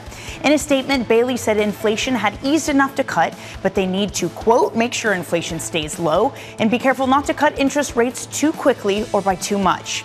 And another day, another record for NVIDIA. The chipmaker added $329 billion in value in Wednesday's trade. That is the largest gain for any stock in a single day. It's a record that the company has set many times over the past few months. The 13% rally yesterday comes a day after a 7% rout that wiped out more than $193 billion. In July alone, the shares have seen a lot of swings and drops that accounted for half of the 8 biggest market cap wipeouts on record, according to data compiled by Bloomberg. Bill Ackman's Pershing Square has withdrawn its U.S. IPO for a closed-end fund. Ackman had bet that his wide following on X would help him raise $25 billion in the IPO. But faced with difficult questions from investors, he cut the target to $4 billion and then $2 billion in just over a week. Pershing Square says it will reevaluate its structure based on investor feedback and, quote, report back. And that's your brief, John. Danny, thank you. Appreciate it. More from Danny in about 30 minutes' time. Up next on the program, moving closer to a rate cut. If the market's already pricing in September with a high degree of certainty, what are you really waiting for at this point? Why take the additional risk of, the economy deteriorating further? That conversation up next. Live from New York, this is Bloomberg.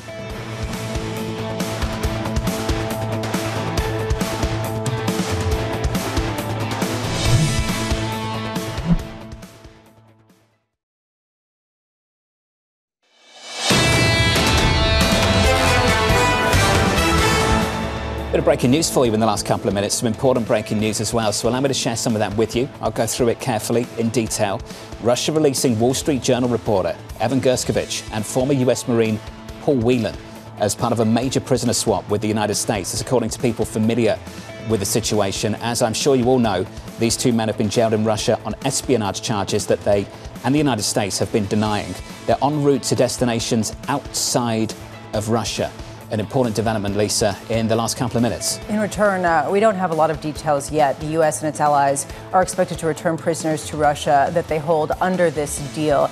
Just to give you a sense, Evan Gershkovich has been jailed for several years now after being arrested on espionage charges, and it's been a real cause among journalists in particular to get him released, and Paul Whelan has been in prison for much longer. Those talks, as Lisa suggests, have been ongoing for quite a while. Just to confirm that information we've just received in the last couple of minutes, according to people familiar with the situation, Russia releasing Wall Street Journal reporter Evan Gershkovich and former US Marine Paul Whelan as part of a major prisoner swap with the United States. When we get more detail, we'll bring it to you. Under surveillance this morning, moving closer to a rate cut. The market's already pricing in September with a high degree of certainty. What are you really waiting for at this point? Why take the additional risk of, the economy deteriorating further? So, at the end of the day, it's probably not going to make a big a lot of difference. But I think, given the fact that the market expects the Fed to cut, once that decision is mostly made, and I think you heard today it was mostly made, then why are you waiting?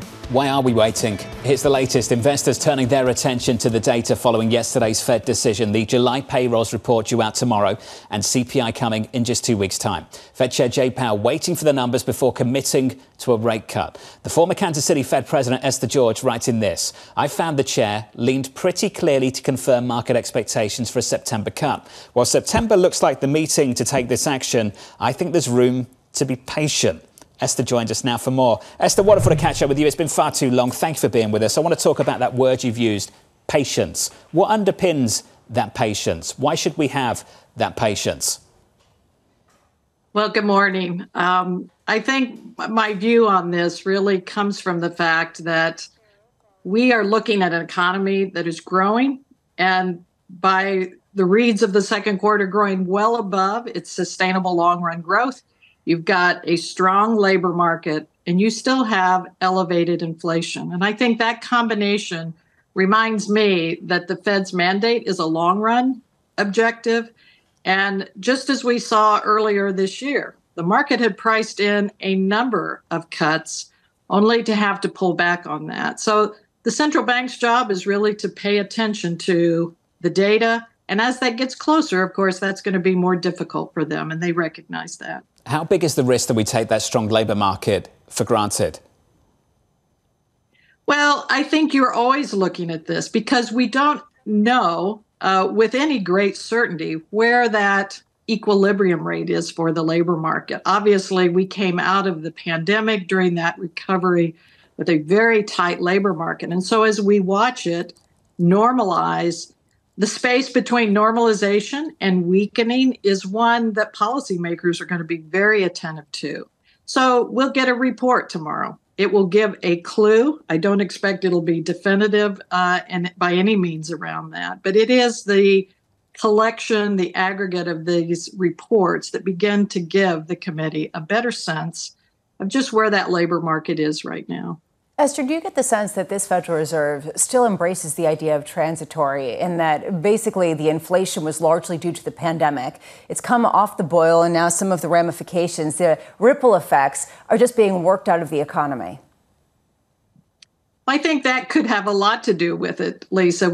You did see tremendous supply adjustments, and it had been some time since we'd had to pay attention to the supply side of the economy. So as we watched supply, and that was true on the labor side, certainly good on the goods side, begin to adjust.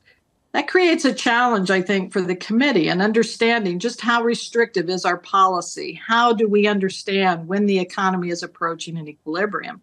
And I think, as they've noted, they are close. Those risks are coming into better balance right now.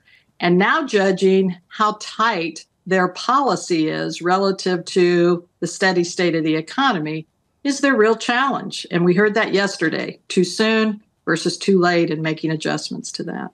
It seems like the market really believes that the risks at this point are greater, potentially on some sort of deterioration in the labor market than an increase, a surge in inflation.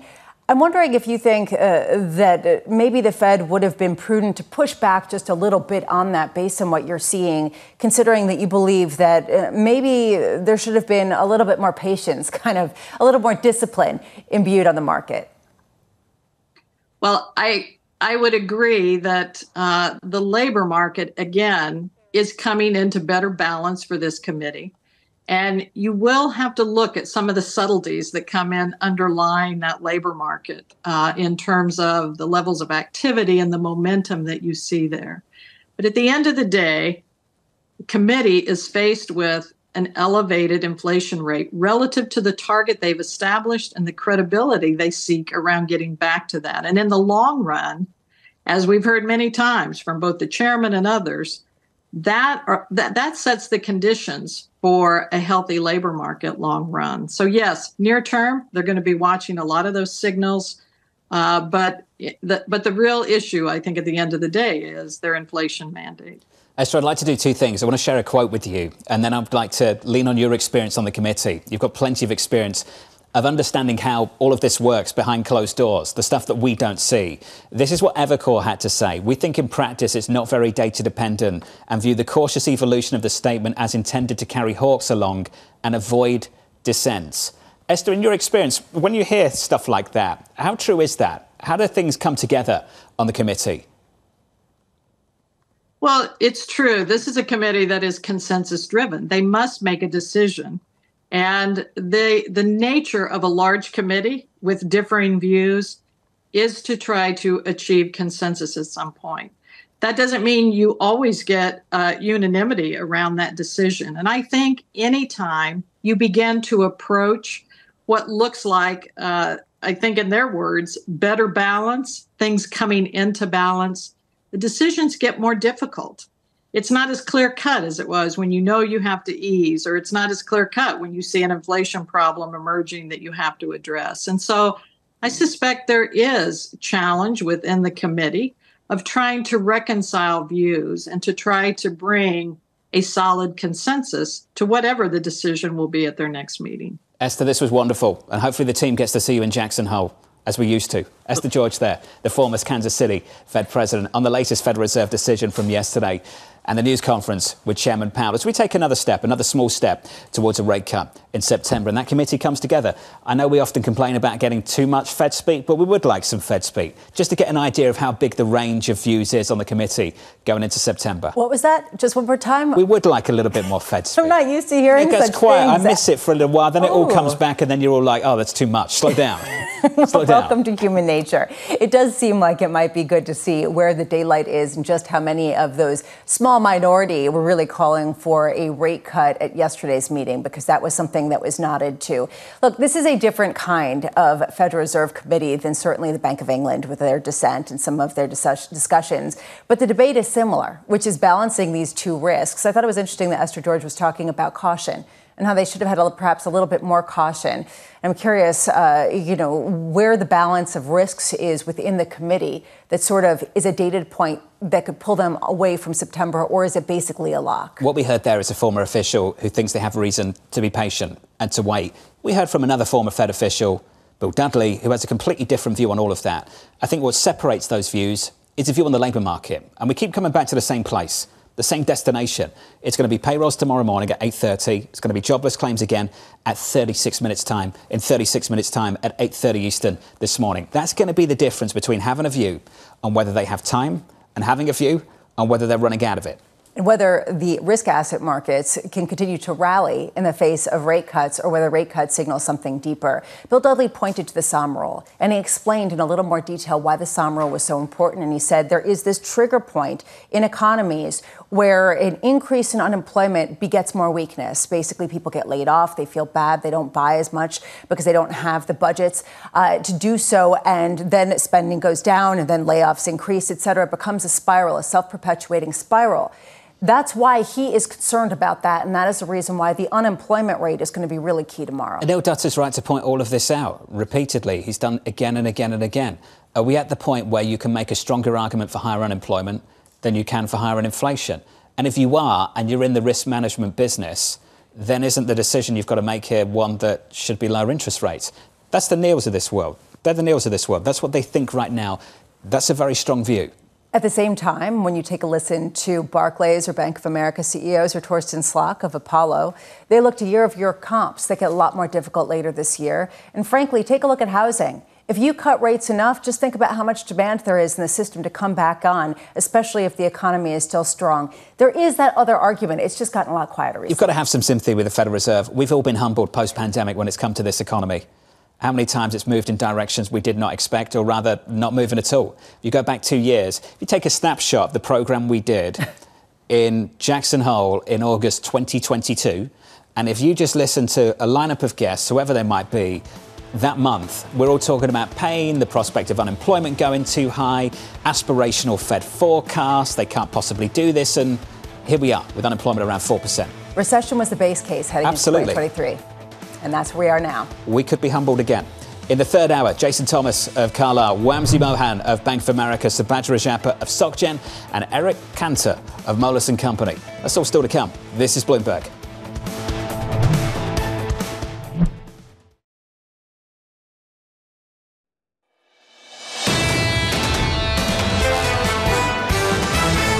reduction in our policy rate could be on the table as soon as the next meeting in September. We just want to see more and gain confidence. This is a lot of good news. I mean, this is a chairman basically saying, without saying it, we've achieved the soft landing. Put it this way, I think they think they're going to go in September. We'll see what happens as we roll into September. We're still very much expecting 25 basis points in September. I think there's a good possibility that you'll see a unanimous vote at September for a 25 basis point rate cut. This is Bloomberg Surveillance with Jonathan Ferro, Lisa Abramowitz, and Anne-Marie Hordern. If you missed the coverage yesterday, just in a word, September. It's basically the takeaway from yesterday and the news conference with Chairman Powell. We'll see you in September.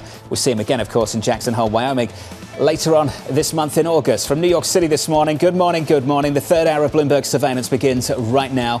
And the morning started already with the first interest rate cut since the pandemic from the Bank of England about an hour ago. Let's turn to the price action. Equity futures right now on the S&P, kicking off the month of August with equity futures positive by 1/3%. On the NASDAQ 100, up by 1/3% also. July was pretty rough for the NASDAQ until right at the end of the month. And then we absolutely ripped into month-end, Lisa, and we were supported by a major rally on Nvidia. Yeah, especially after what we got from AMD, which indicates the spending cycle has not dimmed when it comes to AI. If anything, it is only accelerating. Just think that the same liability that caused Alphabet to lose some steam is exactly what is supporting Nvidia, which is that investment cycle, that CapEx is exploding, and companies more broadly think they cannot spend enough. Not that they want to restrict their CapEx spending. Yeah, the numbers have been absolutely phenomenal. And I think we keep returning to that quote from the Alphabet CEO.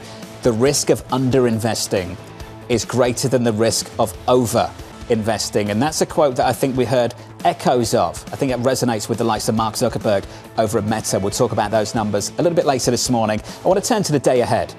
And I want to focus on payrolls tomorrow and what we're about to see at 8:30, which is jobless claims.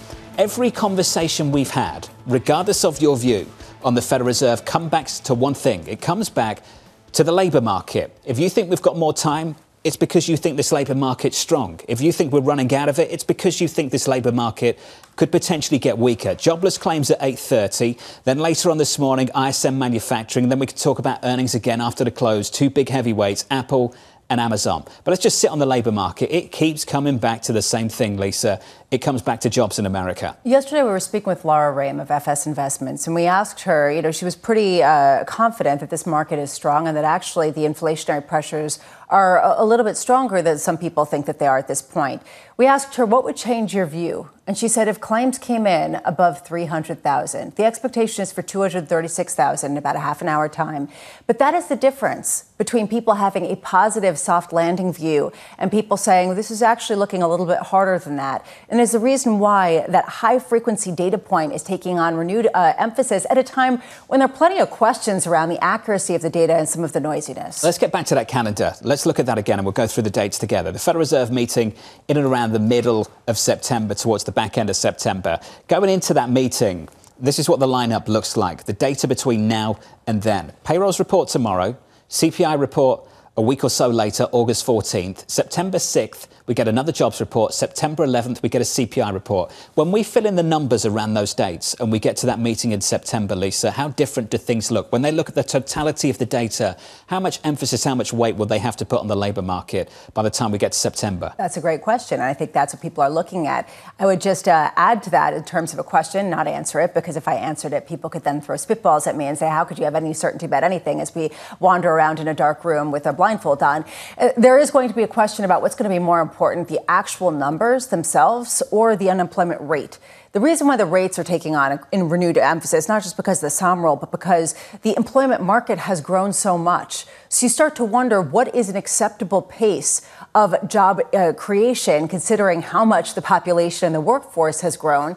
And so how do we really measure weakness? I mean, these are some of the sort of fundamental questions people are asking themselves about markets that have been profoundly changed post-pandemic. And frankly, data that has actually become much more difficult to collect as well. It's something else that people talk about quite a bit. Yeah, particularly for jobs. Job openings, how real is that? Had a lot of people sort of put big question marks over that data point. I want to come back to the jobs we get later. So jobless claims, the estimate 236,000. That's the estimate in our survey. Previous week, 235. Just another sneak peek, a preview of payrolls. In our survey, the number at the moment, the median estimate is 175. As you all know, the previous month was 206. And to Lisa's point, I think for a lot of economists right now, if they could take one data point, one number, for Friday, it would actually be the unemployment rate. And we're looking for that to come in at 4.1% again. That is the median estimate. The likes of Citi looking for that to move a little bit higher to 4.2. The previous month, of course, 4.1%. I want to turn to the broader price action. Equity futures shaping up as follows on the S&P 500 going into the cash open. The first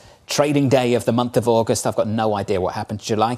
Equity futures up by 0.4%. Yields are higher by 3 basis points after a monster move lower over the previous 5 days. 5 days of gains for a 10-year Treasury. Yields dropping 25 basis points in just 5 sessions. If you take the whole month of July at the front end of the curve, Lisa mentioned this number a little bit earlier. The 2 years dropped 50 basis points in the month of July. Let's see what August has got in store. We're back down to the low fours, the very low fours on a 10-year yield. Coming up this hour, we'll catch up with Jason Thomas of Carlyle as stocks rally on rate cut hopes. We'll speak to Wamsi Mohan of Bank of America, looking ahead to earnings from Apple, and Eric Cantor of Moelis and Company on why Wall Street isn't playing a central part in this year's presidential election. We begin with the big issue. Stocks get their big dovish pivot as Fed Chair Jay Powell sets the stage for September. Jason Thomas of Carlyle saying this: the case for a September rate cut is very simple. As inflation falls, policy becomes tighter. If base rates remain unchanged, with cooler labour markets and a modest slowdown in nominal growth, there is no reason for tighter policy today. Jason joins us now for more. Jason, it's great to catch up with you once again. Let's talk about that base case, September, like so many people. It's what happens next where there seems to be some division and confusion, the ultimate destination here, Jason. What do you think of the pricing beyond September for the next 18 months or so? Well, I think it's very aggressive. I think the big lesson that we've learned over the last year is that policy has not been as tight as many suspected. Entering the year, there was, of course, expectations for 6 or 7 rate cuts. That was predicated on the idea that a real interest rate of 2% would absolutely smother economic activity. Of course, that's not what we've observed. And I think learning from this experience would suggest that the Fed is going to behave very cautiously. I think in general, the less certain you are of the destination, the terminal rate in this case, the more slowly, the more cautiously you're going to proceed in that direction. You put a comment out in your recent commentary, Jason, and I'm still trying to wrap my head around it, so I'd like your help. You wrote, it may be time for investors to hold 2 seemingly contradictory thoughts in their head simultaneously. The time for rate cuts has arrived, but financial conditions are too accommodative for the Fed to deliver the scale of easing anticipated by some market participants. Can you explain what the Fed should do with that and what that exactly means? Well, so since the start of the year, policy has effectively tightened by 50 basis points. That's just the decline in core PCE inflation observed in the first 6 months of the year. So I think there's a very strong case for 2 cuts, September and December. Thereafter, things get much murkier. And so really that's what I'm suggesting. You heard a lot of talk yesterday at the press conference about normalization. Are you just cutting rates once, or are you normalizing policy? And I found this odd because we don't really know what normal is in the new environment. We, of course, have massive budget deficits. I don't mean to catastrophize those, but we do have to appreciate that right now, the after-tax incomes of households and the corporate sector are about $1 trillion larger than they would be if you had a fiscal policy that was stabilizing debt-to-GDP ratios at reasonable levels. Secondly, you have the largest concentrated capex boom we've seen in this country since the telecom boom of the late 1990s. You just mentioned the quote yesterday from Alphabet about the risk of underinvesting. This seems to be something that's going to persist. Finally, you have deglobalization, or at least the presumption that more of what we consume in the U.S. is going to be produced here, which is, of course, going to lead to potentially some upward pressure on prices, the potential for supply shocks, more volatile inflation. If you put all of this together, it sets up for, on the one hand, certainly some rate cuts coming at the end of this year, September again, probably December. But then thereafter, you could have rates that essentially settle in at 4.65, 4.5, somewhere in that range. Are you saying that that's a more likely neutral rate at this point, and that the market has gotten way ahead of itself in terms of estimating that it's something closer to 4 or even 3.5%? I think you have to ignore the experience of this year, of the last 18 months, to think that the neutral rate is still 50 basis points in real terms. And so, again, this is a situation where there's a lot of uncertainty.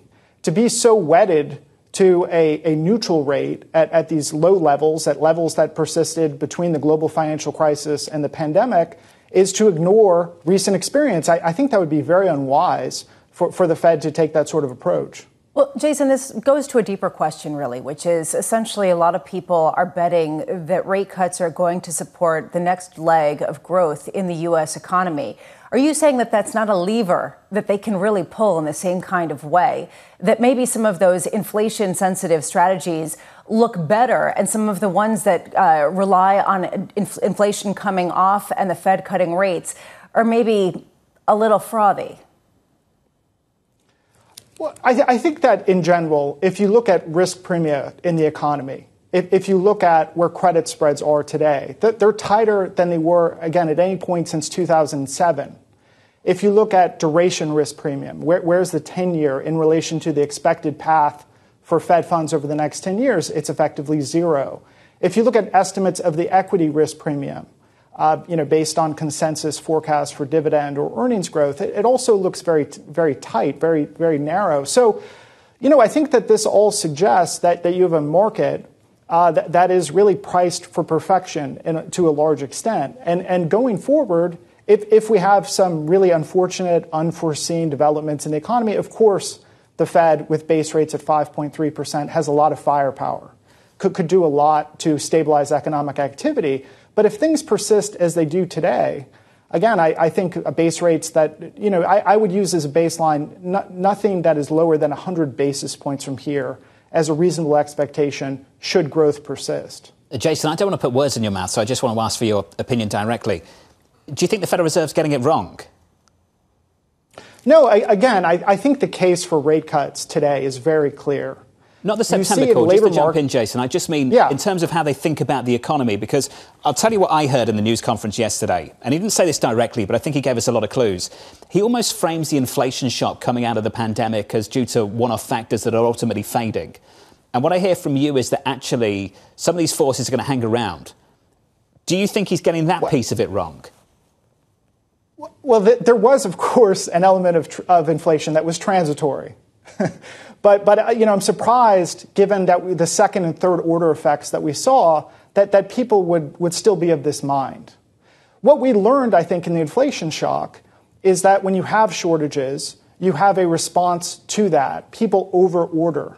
If they're expecting 100 units of a component or part and they fear getting cut back, they order 200. You start seeing hoarding. You start seeing downstream price dynamics that are very difficult to control. And again, I think when we compare today relative to 2019, we see both with the fiscal deficit, with the capex boom that certainly was not occurring then. I mean, you have fixed industrial investment in the United States right now that's 3 times 2019 levels. And then again, the shock from the tariffs on China in 2019, most people expected they would be rolled back. Vice President Biden at the time suggested that this policy was unwise. It was harming American consumers and farmers. Now no one is speaking like that. In fact, the direction as it relates to trade frictions, I think, is only in the direction of more. Yeah. So, again, it's very important to, when we contextualize the current situation, when we account for all of these massive changes relative to 2019, I think you're left with much more upside risk to inflation should the Fed act more aggressively over the next 6 to 12 months than perhaps many perceive. Jason, you said that if growth continues, then this market is somewhat priced to perfection. Which market in particular is priced to perfection? And is it sort of a good news is bad news and bad news is bad news type of paradigm that we're entering into? To be clear, I think that when you look at indexes, if you look at the NASDAQ, if you look at the S&P 500, because so much of the gains have been concentrated in, of course, a very small number of stocks. And you look at the aggregates and you look at the equity risk premium in the index, then you say that it's priced to perfection. Now, if you look at the broader U.S. stock market, you see many stocks that look quite reasonably priced because they've not participated to the same extent. Many stocks where you've seen earnings growth far in excess of price appreciation, of course, implying that valuations have come down, in some cases, quite materially. So it's a market that I think is gravitating from momentum trades, very focused on those stocks that, actually quite benefited in many cases from higher rates. Many of these mega cap companies, of course, have negative net debt. And of course, they have large cash piles that are earning floating rate interest that is in excess of their relatively low fixed rate liabilities. They're also, of course, generate so much cash in the near term that, the effects of rates isn't so great. So it's quite rational that the market rotated into those stocks. And the valuations now have reached levels where, I think on a prospective expected return basis, people have to start looking elsewhere. Jason, this was deeply thoughtful. One of those conversations I'm going to re-listen to a little bit later on this afternoon. Jason Thomas of Carlyle. Jason, thank you. Appreciate it. A lot to work through there on the backdrop for the economy, what he thinks is going to happen and where you want to be in financial markets as well. Let's take the opportunity to get you an update on news elsewhere this morning with your Bloomberg Brief. Here's Danny Berger. Hey, Danny. Hey, John. Russia is releasing Wall Street Journal reporter Evan Gershkovich and former U.S. Marine Paul Whelan. It's part of a major prisoner swap with the U.S., according to people familiar. The men had been jailed in Russia on espionage charges that they and the U.S. deny. They are currently en route to destinations outside of Russia. Under the deal, the U.S. and its allies will return prisoners to Russia that they hold, the people familiar said. Toyota shares falling in the Japanese session, 8.5%. The auto giant reported mixed results for the second quarter. Global sales fell nearly 5% in the first 6 months of 2024, most prominently in China and Japan. Profits still climbed overall, though, thanks to the weak yen and robust demand in North America that boosted sales. Despite headwinds, including a government probe into Toyota's manufacturing process, analysts still expect record profits this year. And U.S. swimming icon Katie Ledecky has added another gold medal to her illustrious career after dominating in the 1,500-meter freestyle. The gold ties Ledecky with the most medals ever by a female swimmer. She'll be competing to take sole possession of that record later today. The 27-year-old confirmed after the race that she has no plans of retiring and wants to compete in Los Angeles in 2028.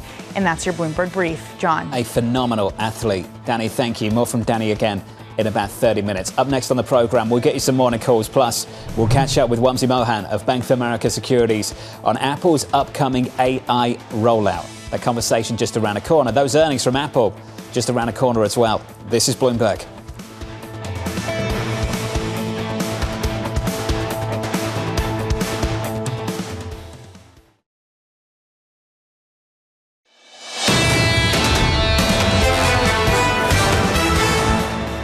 Counting it down to the cash open, it's about 1 hour and 10 minutes away. Going into it, the scores look like this for the month of August. We're up 0.5%. August getting started in a positive fashion in the bond market. Treasury's a little softer, yields a little bit higher, up 2 basis points against the grain of the previous 5 days. A big rally, 5-day winning streak on a 10-year Treasury. Yields lower by 25 basis points over that period, just about north of 4% on a 10-year this morning at 4.05. That's some of the price action. Let's get you some morning calls. First up, JPMorgan raising its price target on Meta to 610, maintaining an overweight rating. The analyst saying the tech giant continues to earn the right to spend big on AI. Meta's up by 8.6% in early trading. Your second call from Morgan Stanley, lowering its price target on Qualcomm to 207. The analyst citing likely revenue headwinds from the US ban on the company's chip sales to Huawei. We're a little softer there. We're down 0.9%. And finally, Bank of America reiterating its buy rating on Apple. Analyst Wamsi Mohan expecting an earnings beat this afternoon, but says investors will look past the results to the upcoming launch of Apple's AI features. Wamsi joins us now for more, with the stock higher by about 1%. Wamsi, great to catch up with you, sir. I want to start with this question right here. If we are to look past the earnings and focus on AI developments, I've got to ask you, when you think we might actually get them, when I can use them and what they'll do and what they look like? Yeah, good morning, Jonathan. Thanks for having me. Look, I mean, I think that the first catalyst is the launch of the new iPhone. And you need these phones to be able to have the hardware to run the AI feature functionality better. The second thing is that Apple Intelligence is actually in developers' hands at the moment, right? There's developer beta that's been released that has some of these feature functionality. So it's in the works. It's not going to be day one of launch of phone. It's probably going to be mid-October. Some features not going to be available globally simultaneously, so it's going to be a phased rollout. And that just means that consumers have to wait a little longer in certain regions as opposed to other regions to get access to all these features. So in the US here, I think by October, we'll be seeing a bunch of features. But remember, developers are going to be continually adding to the suite of capabilities. And so we'll see more and more of this as time goes on. I think we'd like you to frame how big this opportunity actually is. I was going through some of the recent research of yours and going back to our previous conversation, the step function improvement that you believe is ahead of us here is similar to the emergence of the smartphone, which is why you and the team have essentially found a new name for it, which is the Intelliphone. I want to build on that a little bit, Wamsi. I've heard repeatedly from Apple bulls that this big upgrade cycle is just around the corner. I want to understand, without mentioning artificial intelligence, how much better these features will be, what they will allow me to do that I can't do currently, that's going to force me to sit here and say, I've got to get a new phone. I've got to upgrade.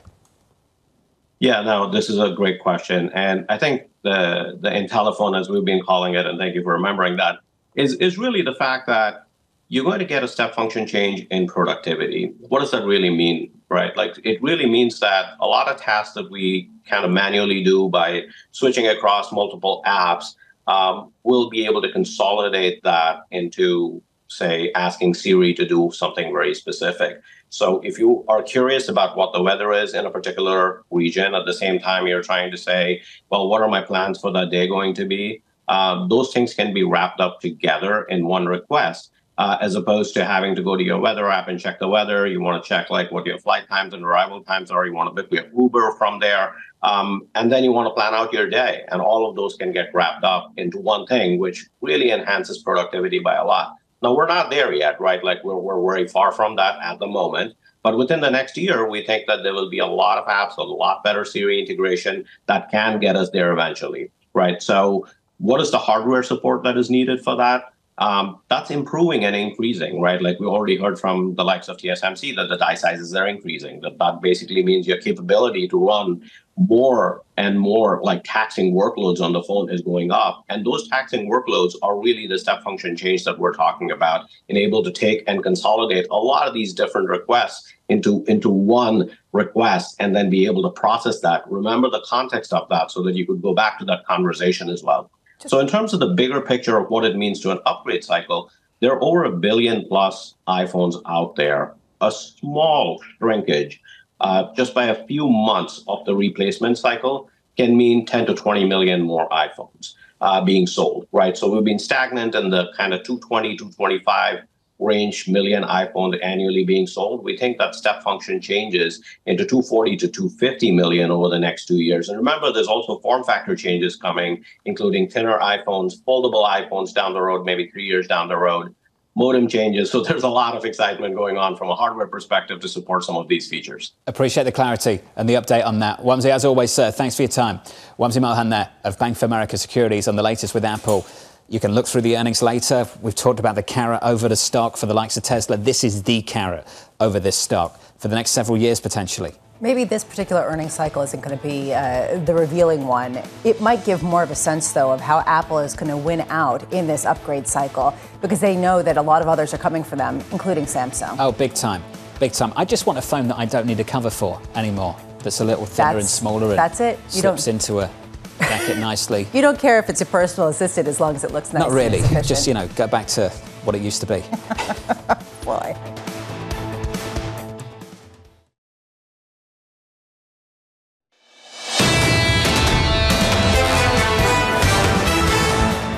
60 minutes away from the opening bell. Some important economic data just seconds away. Mike McKee's in Washington, D.C. He'll break that down for you. The scores going into jobless claims look like this. Futures are positive on the S&P by about 0.5%. On the Nasdaq 100 up by 0.6%. If you switch up the board and get to the bond market, we can take a look at the front end of the curve. The 2-year is at about 427.17. Yields on the session going into the data up by a basis point. With the economic data, let's cross over down to Washington, D.C. and catch up with Mike McKee. Good morning, Mike. Good morning, John. Well, this is not particularly good news on the jobless claims front, although another warning that July is a little volatile. But 249,000 jobless claims filed last week. That's significantly higher than the week before. The unrevised number from last week was 235. So a big change in initial jobless claims. We also get unit labor costs and non-farm productivity.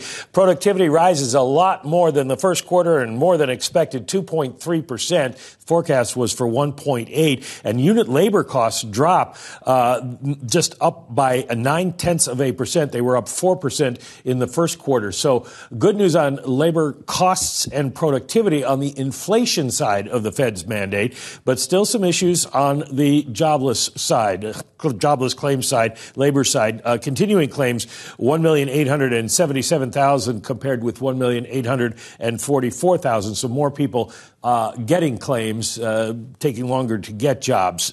Interesting thing I was looking at today is we started today with, John, the Fed funds futures, the overnight index swaps, basically where they were on Tuesday. Volatility yesterday, but everybody expecting at least one rate cut. And now we're pricing in a little bit more than just the one rate cut because these numbers are apparently something that the market thinks will worry the Fed. I can tell you, Mike, 3 basis point swing at the front end of the curve. Not much, but directionally, this is how we've responded to that data. We're down about 2 basis points now on a 2-year at the very front end of the curve. We were higher going into the number by about 1. So down about 2 or 3 basis points at the front end of the curve becomes a 4 basis point swing at the front end. That's just dancing around the front end. But you can see how we've responded to this. The wrong kind of upside surprise on jobless claims going into payrolls tomorrow.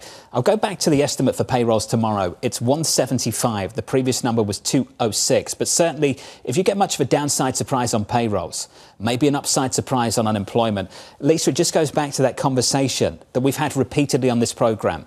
You've got to draw me a line. Tell me what the distinction is between a welcome cooling and an unwelcome deterioration in the labour market. Yeah, does the Fed still have time to really assess all of the risks and make a move in September of just 25 basis points? I do want to just put into size and scope some of these claims that we're getting. Jobless claims coming in at the highest rate going back to August of last year. Continuing claims coming in at the highest since November 2021. A market shift upward at a time where people are starting to see those cracks in a growing number of places. Mike, we've had a couple of head fakes so far this year when it's come to jobless claims. They've started to gap out, push higher, and then they've come all the way back in. How much weight would you put on this number this week? Well, because it's such a big move in a short period of time, I would be reluctant to say it's a new trend. Let's see what happens next week. But we are pretty much past the plant shutdown month of July, so maybe this does have some validity to it. And certainly there have been a lot of concerns about the labor market and how fast it might be slowing. You heard all the questions for Jay Powell yesterday. It'll be very interesting tomorrow to see what happens. And if we got a 0.1% rise in the unemployment rate, triggering the SOM rule, that would be it'd be interesting to see what the markets do with that. There is this issue going into tomorrow's non-farm payrolls report of what is more important, the headline number or the unemployment rate. We've been talking extensively about that at a time where it's very hard to gauge what the correct amount of jobs being created for this market currently are. Michael, what do you think is going to be more important? Certainly not just for market participants, but also for some policymakers. Well, I think the unemployment rate is what everybody's going to be looking at first. If we get a really strange headline job creation number, very high or very low, that might take precedence over the unemployment rate. The unemployment rate has been influenced by the size of the labor force a lot in recent months. So we have to look at that first. So both probably, we come into this with both probably being important. We'll just have to see which one dominates. Hey, Mike, appreciate the update. Thank you, sir. Just to recap things for you.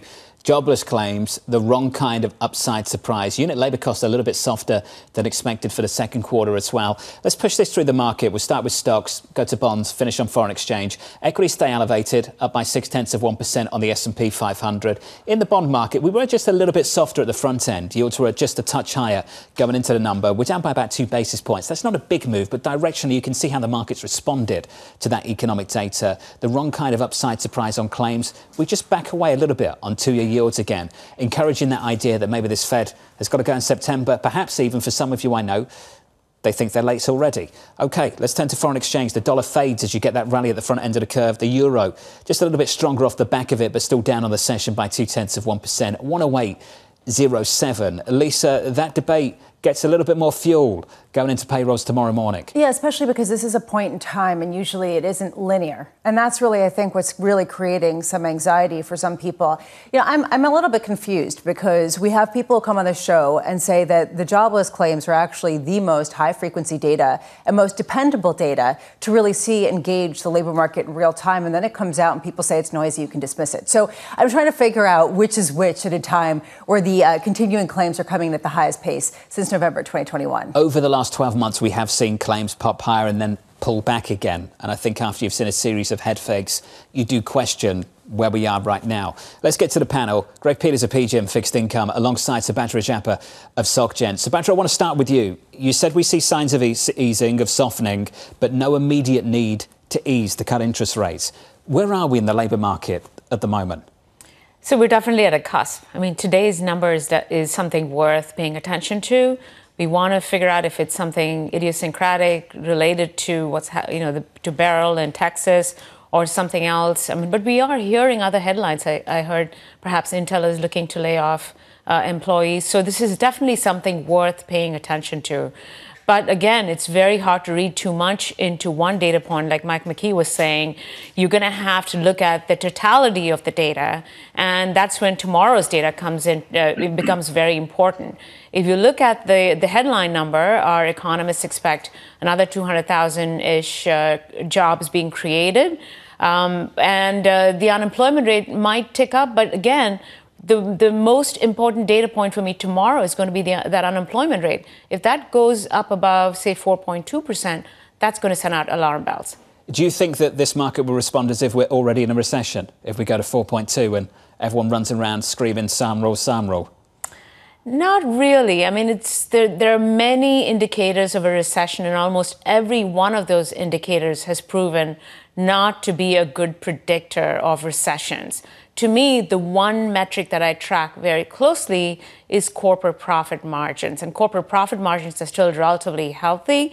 As Mike McKee again pointed out, it really depends on what's causing that unemployment rate to go up. If it's because there's more people entering the workforce, higher participation rate because of immigration, then that's something that we might want to dismiss. Greg Peters of PGIM also with us. And Greg, I'm curious from your perspective, what your reaction is to these numbers, given that the balance of risks, at least the Fed believed, was fairly measured. And the labor market is still somewhat of a mystery, but certainly showing signs of cooling. Yeah, so I mean, the markets have definitely moved from worries around inflation to worries around labor.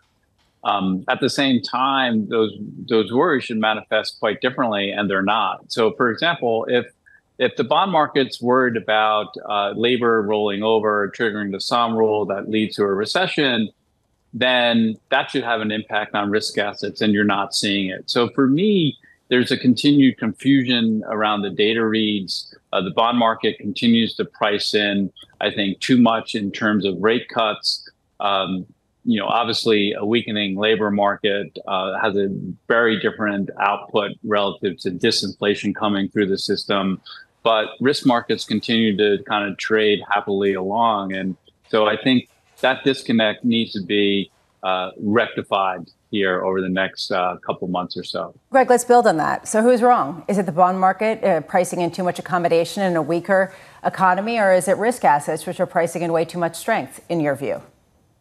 Well, as the answer always is, a little bit of both. But I do think the bond market is pricing in entirely too much Fed accommodation. The way we're looking at the forward curves, there's about 200 basis points of cuts being priced in. I think you need to see a real rollover in the economy for that to come to fruition. And if that is indeed the case, then risk markets are priced too richly. So the disconnect in my mind is more on the bond market side. As you know, Subadra said, kind of at the micro level, what we're seeing out of companies and boots on the ground, it's still a robust environment. So, Greg, you had said previously at the start of the summer that the macro story is a positive one for risk taking. Is that your view still of things as we get deeper into summer? I think it is. I look at the fixed income markets, the credit markets. I think we're in a very good place. While I do think the bond market's pricing in too much, it has been pricing in too much almost persistently, the past several years. And fundamentals look pretty robust, and less hiring is a very different environment than a lot of layoffs, which is where the SOM rule, start to really trigger as that catalyzes the recession. So we haven't seen that yet. We're not really hearing that from companies. And so, we think we're in a pretty decent fundamental place here, and the bond market is pricing in too much. Subadra, start of the year, consensus trade, bull steepener, 2 years going to rip, Fed's going to cut 5, 6, 7 times, economy's going to decelerate. Didn't see it. July happened. Big rally at the front end of the curve. Everyone gets excited again about the so-called bull steepener. Do you agree with Greg? Do you take the other side of this? I completely agree with Greg. I mean, our point has been, in fact, for the last few months, we thought the Fed will be on hold for the remainder of the year. So I feel like the bond market is overpricing cuts for this year. And as Greg pointed out, and he tracks this more closely than I do, you're not seeing a rise in defaults in some of these corporations. The corporate sector in general seems to be very healthy. There's money that's going into these risky assets, and financial conditions, broadly speaking, are relatively easy. So this move recently has come from a decline in 2-year yields, and at times it's come from rising long-end yields. So if you see real weakness in the economy, you should see the entire yield curve, decline meaningfully across the curve. And a lot of this has been, the unwind of the Trump trade. The market's looking at what the impact of the elections are going to be. So to me, it feels like at least the front end of the bond market is overpriced for cuts given the general health of the economy. Jason Thomas of Carlyle was on earlier, and Subadra, you seem to suggest that things are priced to perfection somewhat on an index level, certainly with the momentum trades. And it seems like Greg Peters is somewhat sympathetic with the idea that there needs to be some sort of coming together with some froth coming out of the risk assets and maybe fewer cuts being baked into the bond market. Do you agree that there needs to be sort of a meeting of those worlds, and it means kind of mild losses on both? Yeah, I think at some point there's going to be a meeting of both those worlds, given the fact that you are seeing some areas of the economy that are slowing down, that are going to perhaps do well, especially the interest rate sensitive sectors of the economy are going to start doing well when the Fed cuts rates. And the question is if they're going to be able to orchestrate a soft landing this time around, or we go to that traditional route where the economy slows down too much and they're too late to the party to cut rates, and that leads to a more meaningful recession. Right now, there's really nothing in the data that suggests that that there's any sort of an urgency for the Fed to cut rates. But at some point, that normalization will happen where the economy will slow down and the Fed will have to cut more deeply. Greg, just your final thought. Am I characterizing your view correctly, that in some ways there is a bit of a price to perfection kind of feel in markets here? Absolutely, Lisa.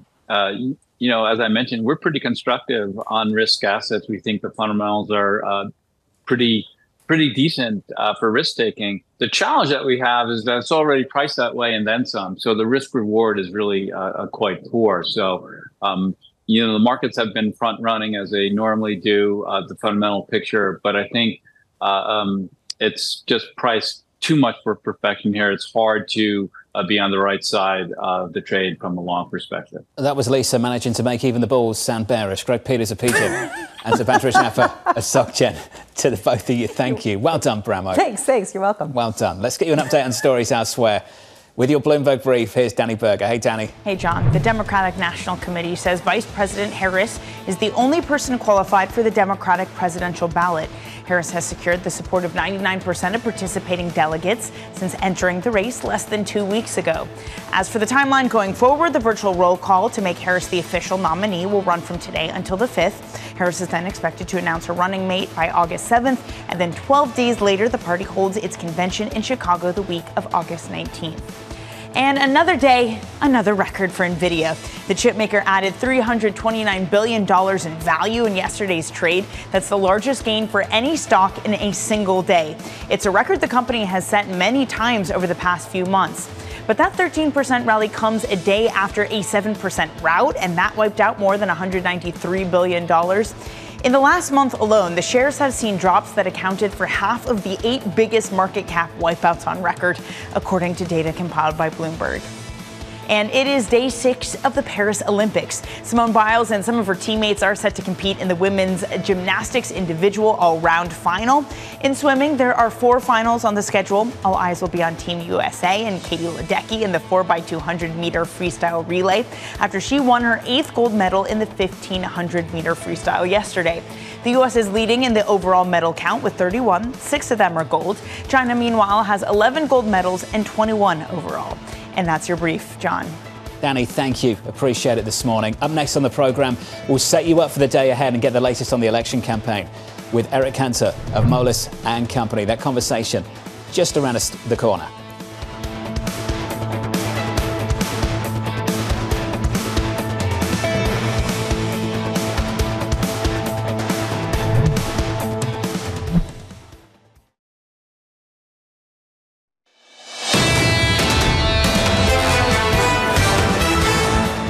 Counting you down to the opening bell, just around the corner, 42 minutes away. Your scores look like this in the equity market. On the S&P 500, firmer by around about 0.5% through much of this morning.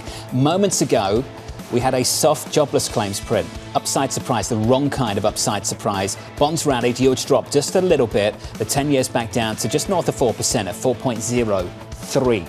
Your trading diary, the calendar looks like this through the next couple of days. At 9:45, we'll get the S&P PMI data. ISM manufacturing gap just 15 minutes later. After the close, we'll hear from Apple and Amazon. We'll round out the week on Friday with the July payrolls report. And as we turn to the presidential election, the DNC set to nominate Kamala Harris in a virtual roll call beginning today ahead of an anticipated vice presidential pick announcement at some point in the next week or so. With us around the table for some thoughts on all of this is Eric Cantor of Moelis and Company, the former House Majority Leader. Eric, it's good to see you, sir. Thanks for dropping by. John, it's great to be here. This is not a therapy session, don't worry, but I will ask you about your feelings.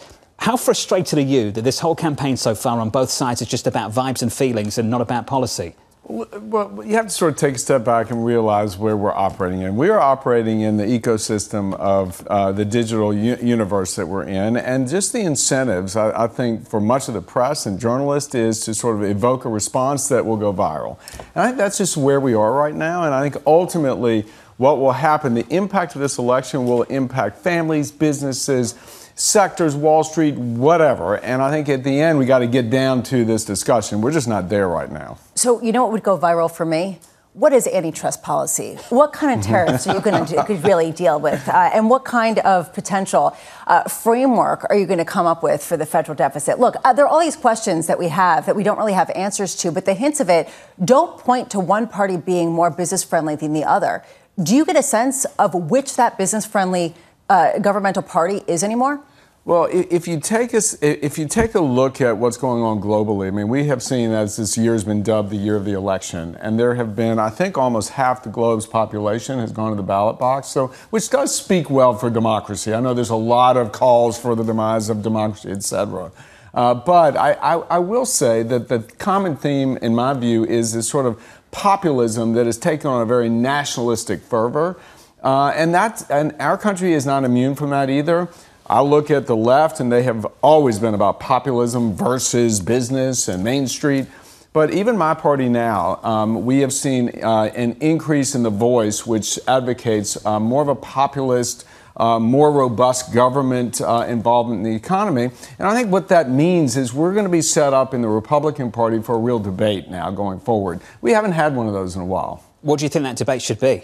Well, I think what it will be is you've got, voices who have come to the fore. I mean, there's been no secret that our vice presidential nominee, J.D. Vance, has taken a very different view than those of us who are more traditionally, let's say, classical, economically liberal in terms of lower taxes, less regulation, a limited government posture and fiscal discipline. Those are the kinds of things that I think someone like me would stand for. And then as far as foreign policy, I don't think that necessarily the voices that are talking about isolationism or nationalism are necessarily those who feel like America needs to lead in the world. I mean, I do think that if it's not for our country, I worry about where the world goes and how that impacts us here at home. How do you bring that idea back alive in the Republican Party? Because it feels like it's dead and buried. Well, I do think that we're going to see things play out. I do think we will win the election, and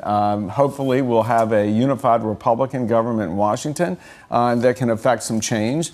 And I still think there is the overwhelming majority of members of my party who will serve in policy-making positions who do share some of the, what I call more orthodox Republican positions of lower taxes, creating an environment for investment, for risk-taking, to create more jobs, more productivity, and more wealth. So is that what you tell your clients who ask, in particular about J.D. Vance and some of his comments, in particular about Lina Khan and the FTC currently and how much it has engaged in policy that he thinks is good in terms of breaking up big business?